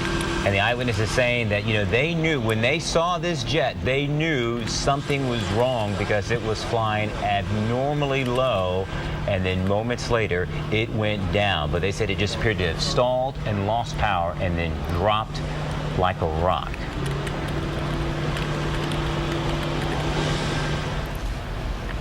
And we have breaking news. And just to recap, for those of you that's joining us, this live breaking news coverage that we're providing here on WTKR and our sister station WGNT, 3 o'clock on a Friday afternoon. And an FA-18 crashed in Virginia Beach about a little bit after 12 o'clock, shortly after takeoff. It was an FA-18D assigned to Strike Fighter Squadron 106. Both pilots ejected safely. And we're hearing 5 civilians taken to the hospital, the 2 crew members taken to the hospital as well. 5 buildings damaged, 20 apartments in all. Continuing coverage on News Channel 3.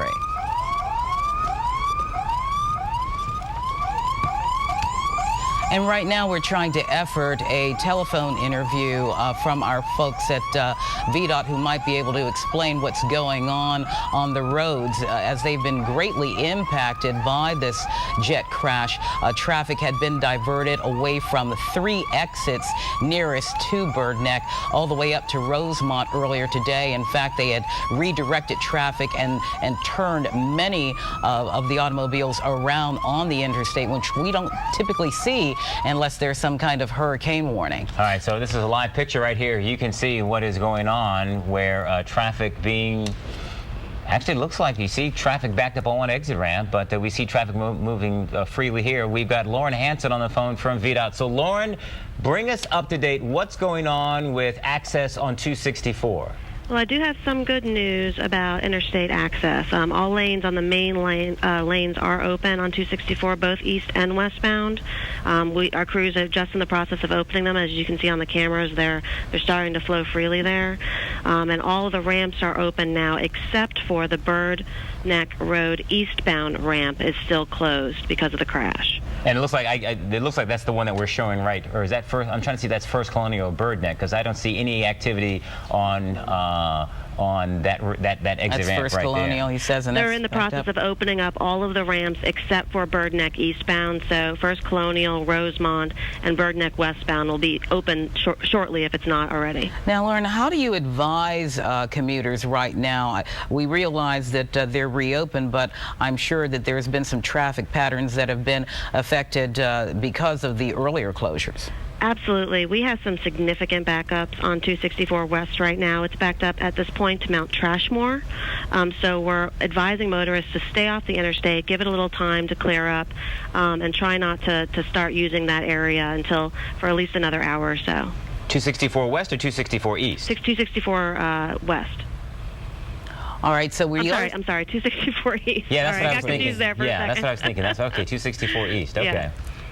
All right, well, Lauren, thank you. Keep us up to date on any other issues that come up regarding traffic. We know that you're in the process of reopening those, but as you clearly pointed out, it will be stacked and packed for a while in some areas, so you might want to avoid it altogether. Absolutely. Thank you. Thank you, Lauren. And even though 264 is now opened up, I know the rescue authorities do not want people flocking to this scene. And I would imagine that on the secondary roads, I mean, they're still restricted anyway, so I can imagine that you can only get so close. But you'd be doing them a big favor by not further clogging up all of those arteries that are surrounding this crash zone.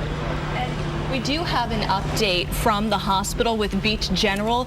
They have now said that just 4 civilians were admitted after the crash, and in fact, 1 has already been released. We are expecting a briefing from the officials there at the hospital, but we're not expecting a lot of details at this point. They're not going to be able to share a lot of information beyond what we've already gotten, but at this point, 4 people, not including the pilot and crew member that we keep hearing about from the witnesses on the ground, admitted to Beach General. 1 has been released, so it sounds like 3 are currently in the hospital. That is an update from Reed Andrews, who's there on the scene. We have crews all over Hampton Roads working to get you the information that you need so that you can find out what's going on with your family members.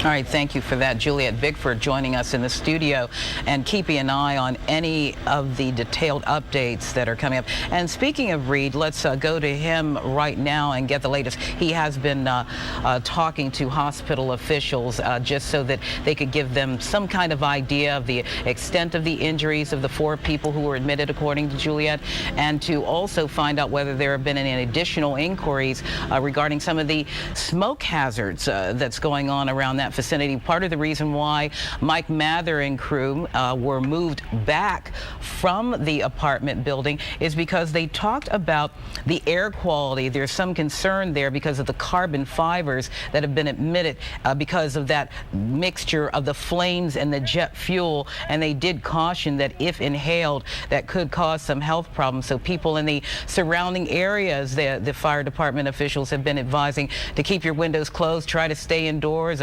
avoid trying to be there on the scene, breathing in that bad air, especially since it's a windy day. Reed Andrews now joining us with what he's found out from Centera. Reed. All right, I'm here with Dr. Tom Thames, who's giving us an update. What can you tell us right now? We're hearing now just 4 civilians admitted to the hospital. Is that right? Correct. Not even admitted. 4 presented to the emergency room for treatment. 2 individuals with smoke inhalation, 1 of whom's already been treated and released. 1 police officer injured at the scene, and 1 individual who blacked out at the scene. All right. Now, do we anticipate that they'll be kept overnight? Do we have an idea in terms of how long they'll be here? At this point, we're not certain. It is likely that 1 or 2 of them will be kept for observation. Okay. And have you heard any other reports in terms of anybody who could be coming here in the next hour or so, anything like that? At this point, we've heard from EMS that they anticipate sending no further folks to us for treatment.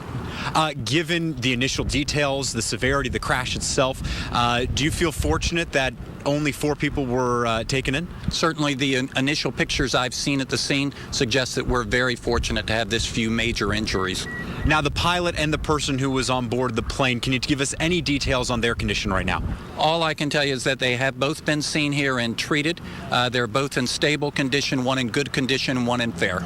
Okay. Is the pilot in good condition? Can you give us any detail on that? I am not able to give you that information. Right. And then anything else that could be coming down in the next few hours, any update that maybe we could be anticipating, what would that be about if there's anything? From our standpoint, we do not anticipate seeing additional patients to treat. The question will be the number of casualties. Well, thank you very much for your time. I appreciate it. Thank you so much. All right, we are live here outside Centerra. You just heard it there, that there are 4 people who have been admitted. One has already been released, and that one of the people that was in the plane is in good condition, another person in stable condition. We will give you more updates on their health as they become available to us. For now, live in Virginia Beach, Reed Andrews, News Channel 3. Reed, thank you so much for that update. It looks like Centerra is pretty much standing down, not anticipating that they will see any other patients come through their doors seeking treatment. And I guess 3 hours after the fact, that might be a pretty good assessment in terms of any health-related issues. No, that's a great sign. And again, we know that this is still a very fluid situation, and the fire department, they're still conducting a search and trying to see what they can find and assessing the situation. But yeah, 3 hours after this plane went down, that is indeed a good sign that we're talking 4 civilians that are really being treated there, and they're not necessarily sure how many of them will actually have to be admitted. And good news on the two crewmen. It is remarkable news regarding the 2 crewmen, especially when we saw a photo was sent into our newsroom earlier of the ejector seat landing in someone's backyard. And I don't know about you, Kurt, but I've seen some of those guys jump out of planes, but that's nothing compared to when you're ejected. Yeah, that's a pretty hard landing. No, the force is tremendous being ejected out of that aircraft. And so, yeah, there can definitely be some injuries associated with being ejected from one of these jets. So it is really good to hear that they're in pretty good shape considering what they've been through.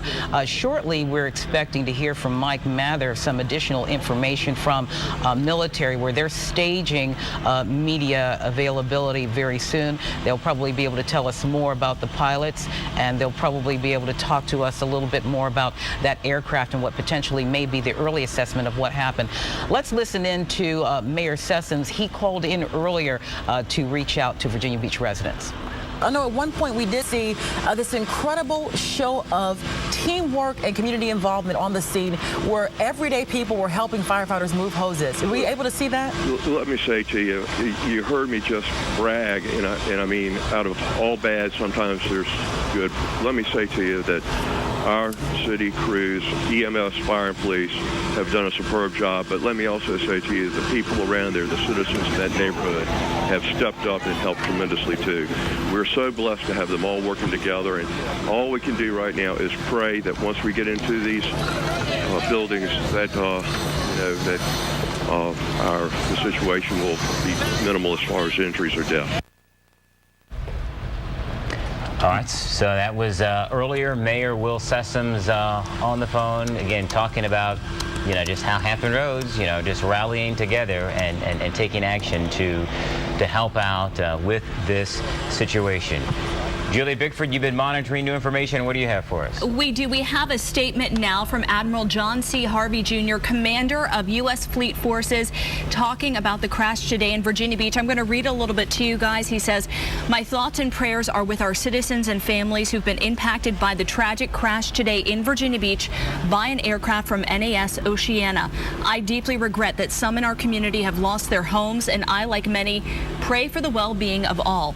I must also offer my deepest gratitude to the citizens of Virginia Beach and the Mayfair Mews Apartments, as well as Virginia Beach's first responders, for their immediate and heroic response to take care of our air crew after they ejected, and all at the scene of mishap."